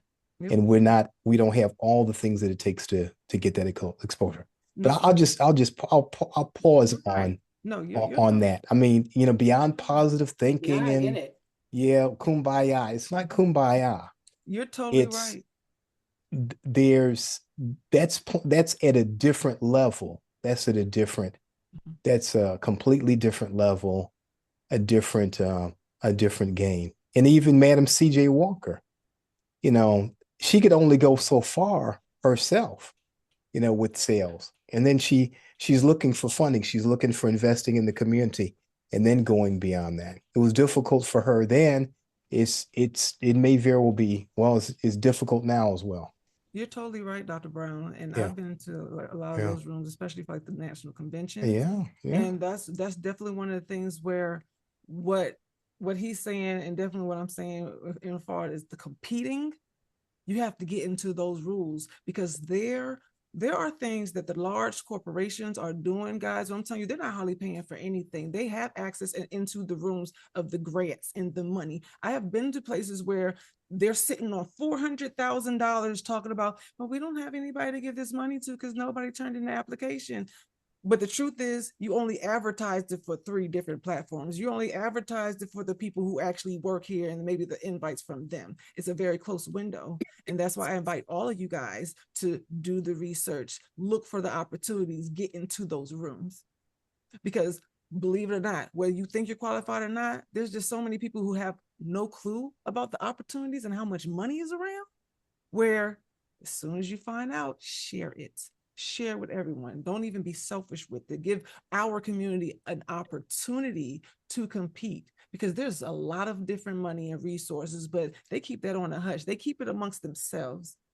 I can't believe some of the things that I've been able to just kind of side hustle in here about what they are doing to sustain their businesses. I mean, like you see with AI, you know how many people are not even writing their own thing? Like, it's so it's not personal at all.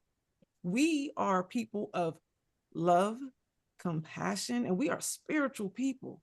So if we get ourselves in alignment and really say, God, I'm ready to do this, what your will be done, like lead my steps, get me into these rooms, get me into these rooms so I can fight what's right, because we don't function like that.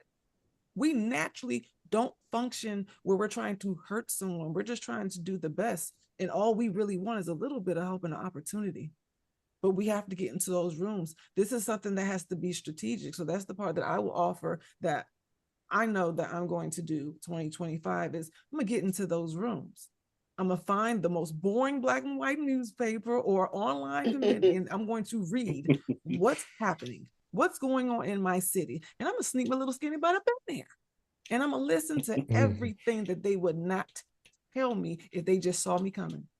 And I invite everyone, all of you, to do that and spread that word, because I'm telling you, these conversations at these tables, it's amazing the stuff that we just genuinely just don't know, and they don't want to tell us. As a small business owner, I need to do a lot more educating of myself, right? But I also understand what Mr. Brown is saying as well, because I would love for Target, I'm not going to lie to you, to be like, hey, you got a product and we want to support you. Here, let me grab this and help you mass produce this and let me get it out here for you. Because I know that in the end, that money coming in will benefit my family and everything and myself. And then I can grow and do bigger things later on. But if they came to me right now with a contract and said, we're going to get Detroit slab boxing out there, I'm probably going to jump on it. My other thing is says this, why we mad at Target? Why are we mad at Walmart? Why are we mad? We know that they didn't support us from the get-go. We went there because we needed to shop there. Why are we acting like this? I don't understand. It bothers my spirit that like all of a sudden we up in a rage to talk about we gonna ban a store that we know they didn't care about us from the get-go. DEI wasn't for us. It benefited everybody else but us. And they've told us that. The studies show that. I'm not a DEI. None of y'all are probably a DEI. Okay, we worked hard to get there. I'm a me-EI. Right. So why in the world are we upset about we've been spending our money for years with companies that never supported us? Sorry, that was it. Let me jump. So does it mean that we have to continue? What if we don't want to do it anymore? We have that choice. You got that right. You're absolutely right. We have the choice. You're absolutely right. But my thing is now I just feel it's weird to also be in an outrage now. That's all. Because DEI wasn't even there when we was young. It wasn't there. We worked hard. Because you get to the point when you say enough is enough. You did. You get to a point when you say enough is enough. So you say we don't need to go to Target. We don't need to buy their clothes from them. Learn how to sew. We don't need to eat their vegetables. Plant you some vegetables in the garden. Y'all, can y'all see this?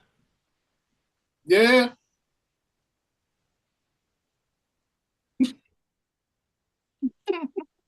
Can y'all see that? What that mean? You got some tape. Oh. Hey, I do have some tape. I got some glue too. But I'm just saying, I don't make puzzles. Maybe I give it to one. Let them put it. I'm just trying to make a point. I'm just trying to make a point. See, we in a position we are because we lazy. We in a position that we are because we individuals. We selfish. We won't help each other. We always want to show each other that I'm better than you. I got it. Come get what I got. But see, the fact of the matter is, that's the whole game, y'all. It's an illusion. You got to take these rose-colored glasses off and see things for what they really are. We don't need them. We want them. We want them. You understand what I'm saying? Because we don't want to put in the work. We can always say, well, we can't get in those rooms. I don't want to get in their room. We can't get at the table. Or we can't do this. Yes, we can. We just won't. See, we got to find a way for us to get on the same. See, we're on a lower vibration right now. We vibrate. We vibrate at the minimum level. You dig? We got to elevate. And until then, we're going to keep talking about Target, Walmart, Amazon, going to shopping on. The hell with all of them. I walk around in rags every day. As long as I'm covered up, I'm good. I don't have to compete with my neighbor because his house bigger than mine. He driving the 2025. I'm going to continue to drive my 2007 Chevy Suburban. And when I get my 1990 Chrysler LeBaron fixed, because it's good on gas, convertible, I'm going to be in that. But other than that, I don't care about all of this. The wealth it's a smoke screen, y'all. Health is my wealth. Get yourself healthy. Once you get yourself healthy, get your mind right, all that other stuff won't even matter. Because you'll be vibrating on a different level, y'all. It's just that simple. You got to get out of the second dimension. Thank you. Hey. Well, what it everyone. is. Denise, you about to say something? I was gonna say what Mustafa was saying and Penny said earlier about not teaching her kids about Black History Month. I was reminded of it was a Black person that said they did not teach their kids that we were slaves because we were actually kings and queens and brought over here and made slaves. We weren't slaves. We didn't start out as slaves. We were made into slaves. So when we start our history here and we say, oh, we were slaves, and it's all sad, we didn't start. That's not, it's part of our history, but that is not the beginning of our history as a people. Exactly. Yeah, we have the hard time coming together because even when someone wants to go this way, the other person's like, no, don't go that way because you should be going this way. So we're so divided when it comes to these topics. It's insane to me. That's why we can't come together. Y'all see Malcolm and Martin, even with being divided. Really, this is the divided states of America. We don't be divided. Right. There's two sides of a coin. Corrupted states of America. You have yin and the yang, positive and negative. So even with the division, it still creates a whole because it's two sides of the perspective that do have to be, attacked. That they matter. Absolutely. You know what I'm saying? There are some people that are built to be soldiers, to fight. There's others that are built to be nurturers and teachers. So even with the division, if we accept that as truth, we cover more ground versus trying to prove and make the other person get on the same That's page. it. Instead of that's it. See, accept it, but stop trying to change the other person's mind. You know what I said? See, trying to be on the same page. I don't think we realize that it's a book. There are several pages with different wording, okay? Like it's a process. So we have to stop focus on having the conversation to get on the same page and then start filling in the gaps. So everyone, it is coming up on 8:30. This has been a lovely conversation, but I want to be respectful for everyone's time and scheduling. And again, I'm gonna bring up to the question, and I think we have two answers, maybe three. What is going to be your action for 2025 with building community? I'll go. Keep running this business so we can reach out to more people and help them. Pretty much. The dream that was in my head that told me this, the ancestors that told me you got to keep going, that I tried to ignore and I couldn't. Now I'm sitting here doing God's work. So continue what I'm currently doing as we speak. I agree as well. Reaching out to our community, talking to them about mental health, bringing people into that realm and helping them and letting them know that it's okay, to ask for help, and just teaching and educating our community about therapy and about empowering themselves. And also teaching about holistic health as well. Yes, ma'am. Mm-hmm. Yeah. Start growing your own food. Mm-hmm. Let your garden be your pharmacy. That's The right. yellow. Leave Mhm. them Yeah, prescription. we may not always agree on whatever, even in these conversations, some have their own perspective, have different perspectives than what the others, but just accept each other for what we can bring to the table and understand that we are in this together. Like there's power in numbers no matter how you look at it. Those differences are what make the puzzle pieces work. Yeah. Like, we need the differences. We need the things that's important to you and you and you. Absolutely. Because that's how it works. We don't see it. That's not our vision. It's your dream. So bring it to fruition. Mr. Ronnie, you got something you want to say? What's your action for 2025? Every month this year, I'm going to find one different Black business owner to support. So that's just my goal. I mean, I know it's a small step, in the grand scheme of That's things, but okay. I believe every step forward is progress. So that's my goal. At least once a month, from one Black business to support them. That's awesome. Mr. Javari, and just letting you ladies know, I'm coming to get you. I'm asking you too in the audience. So have your question, your answer ready. Again, like I said, and you guys all said it, we're all speaking. I'll use your Malcolm and Martin thing. The thing is they both wanted best for the people, right? That was the key, right? They both had a different view of how to get it, right? And I think all of you are right. I really agree with a lot of stuff that Mr. Mufasa has to say. I'm too lazy to grow my own shit. I'm just gonna be honest. It's understandable. I don't have a garden in my apartment. I get it. I would love to. I gotta learn how to do that. I gotta take time and learn how to do that.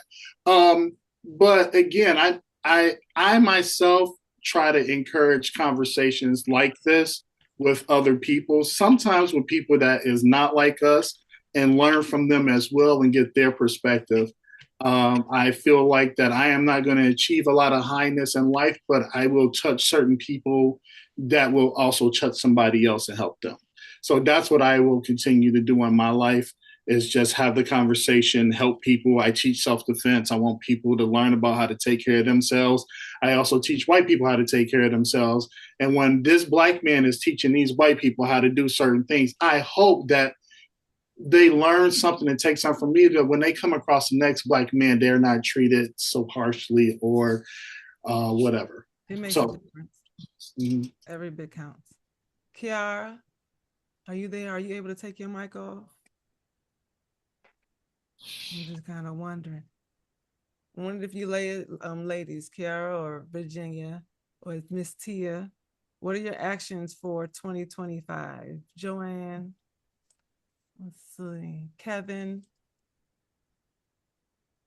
Then Denise, did you already go? Tag, you're ready. What's your action for 2025? Is that for me? There you go. Were you speaking to me? Yes. Oh, what's your action for 2025? So my action for 2025 is to step out and share with others what I've learned about herbs and herbalism and wellness and holistic health. Love that. Okay. All right.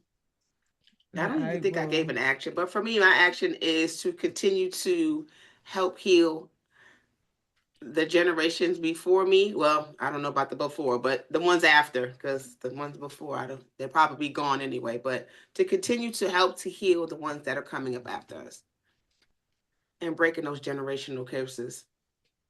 It's a big thing. My action is to promote upper vibrations.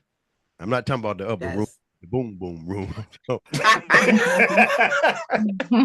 It's to promote the upper vibrations, because pictures have millions of pixels.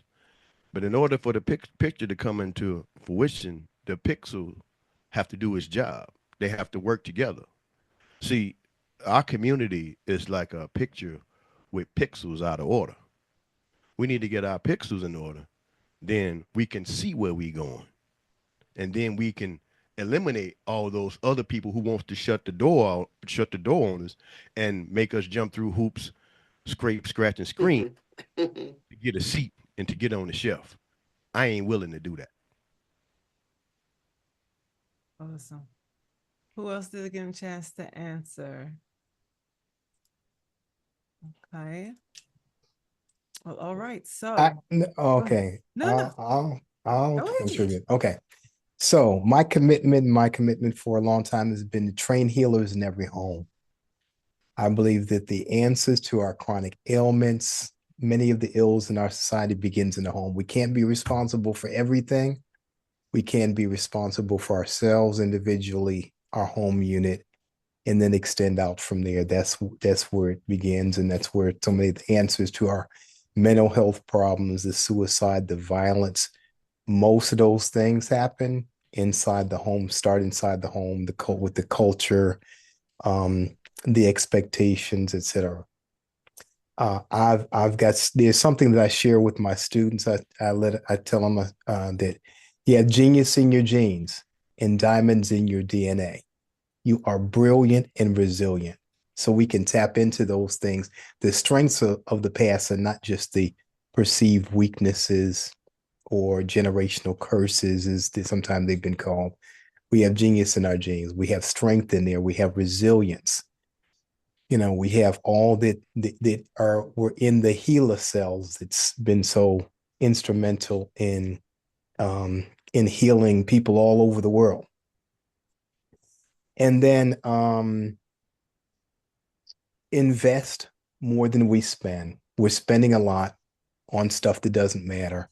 We're not investing in our families, our communities, learning to come out of the circumstances that we are. An iPhone costs, well, I think they say the value of the cost of an iPhone is about $10, but we spend $1,000 on it.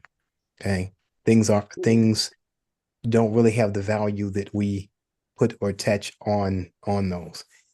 And finally, sometimes it's better to get 10% of a watermelon than 100% of a raisin.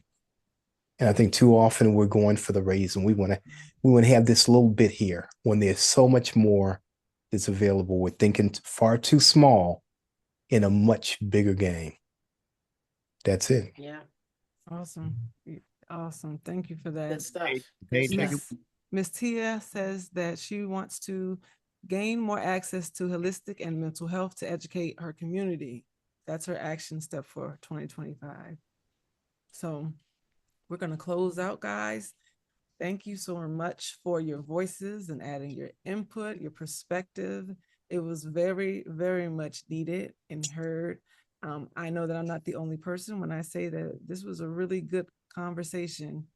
Okay, I think that we led to some eye-opening thoughts, and I believe that the actions are going to follow. You guys all look like a group that's about your word and that you want change. Go ahead. Hey, can we have our guest tell the people where they can be found at? I was just about to say that. And not just the guests, because we have people inside our chat as well that have businesses and things they wanted to promote. Can you take this time, any and everybody, to not just verbally say it, but put it in the chat? That way, if anybody wants to copy and paste the link, they'll have access. So can we just take like 30 seconds to add your information into the chat as well? Thank you, sir. Thank you. And then that way everybody can grab it. Let's go ahead and start syncing up our networks as we speak. I'm everywhere and nowhere. Y'all don't want to follow where I'm going. It sounds like it's from where you're going, sir. I don't know. You drive a hard bargain.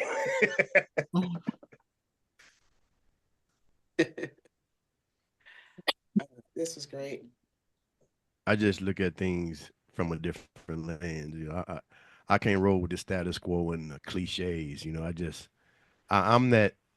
Some people are optimistic, and I'm not optimistic, but I'm from another planet, y'all. You're realistic. You're realistic. That's why it takes that community. We're all so different. We all have we're different. Yes. So many different talents and just thoughts to contribute. But most conversations, and I apologize, but not sorry that it went over. But that's usually what happens when you're networking. Everybody knows with businesses and that you network, you get that very organized, tight schedule, and you never actually get to the point that you came for. So I'm very happy that you guys hung in there, that you're here all the way to the end, and that you're contributing. I'm gonna give another, I guess, 2 minutes for everybody to just grab all those different links in the chat, and I am going to put our information. I'm gonna share the screen, and the mics are still open. So if there's anything that you guys want to additionally say, then you are welcome to do it. And again, thank you for having this moment with us. I know that this is going to be the beginning of what we need. And I'm grateful myself. I'm very grateful for each and every single person that you hear. The United Fronts Network appreciates your presence. Absolutely. And if you haven't supported and followed us over at the United Front on YouTube, please do so. We got a new season coming up for sure. Oh, I'm sorry. Go ahead, Mustafa. I just want to make one last comment. Yes, sir. My whole goal is for, when you say what we want, I want everybody to be able to understand that they have the ability to live in their inalienable right and to live under the conditions in which they choose without interference in the morasses of the laws and from the U.S. government. If we can do that, yeah, that's what I want for everybody. You know, because you got the people in power and the people that's not. And if you're not in power, you're not one of them. They don't care about you as long as they can keep you and me fighting down here, keeping the chaos and confusion going on. They stay in power. They stay in charge. That's it. Amen. Thanks, everybody, for having me. Oh, our pleasure, sir. Thank you for pulling up. We do appreciate it. Thank you, sir. Thank you for all of your input, everyone. Yeah, big time. Everyone has Thank some you for valuable all the information. Yes. I apologize. I think I was talking over Michelle at 1L. Thank you to all the speakers. And I did post Dr. Brown's information in the chat, and I believe he did also. Thank you, guys. This is going to be the first of many. We are going to be talking amongst ourselves as the network so that we can continue this conversation. And you know what? Accountability. I think what we started was genuine. So we're going to discuss and reach out to everybody here to see what your ideas are on meeting up again and continuing, not just the conversation, but like I said, accountability. Did you do what you said? Have you made those connections every month? Have you planted and started your garden? Have you gone back to school? Did you learn something new? Did you share it? I think that everybody brought up such a beautiful and wonderful point. And thanks for having this Sunday with us, guys. I appreciate you. And I think that I really think that's it, right? We got the rest of the nights and you have a beautiful week ahead of you guys. Will this video be available after the forum? Yes, I will make sure that you get it. I'll make sure that it gets to you. Yeah, yes, what I'm going. How can we get a copy? See, yep. I will get that all saved up for you and those who want it. I got one more question. Would it be cool if I'm asking permission if I posted it on my YouTube page? I think that'll be good. You know what? The network will take that into consideration because we knew that we want to have this moment private, but it's public, but it's private. But now that it's officially over, it can be made available. Sounds good. We will make the next steps. So if you're interested in having a copy, also put that in the chat too. Like, let us know if you do want a copy so we can figure out what we're going to do with it next. I just wanted to ask a question. I wanted to say his name right. I don't want to say wrong. Mustafa Sankofa. Mustafa. Okay, Mustafa, because I don't want to say Mufasa because you know the movie just came out. So okay, I'm so sorry. But I need your email because I need to talk to you about some birthright stuff because you sound like you be the person that I can get the information from. I want to enlighten my people, and that'll be my first start. I need to talk about birthrights and birth certificates and higher learning. So I would like to get in touch with you. You're talking about the UCC redemption process. Huh? Absolutely. How do I? Okay, you got a pen because I don't. I ain't too tech savvy. Okay, hold on. I'm so used to this. Go ahead. Okay, what's your? FLEX914.E@gmail.com. And Brother Jesse Brown, I would give you my YouTube page, but I don't want to traumatize you, brother.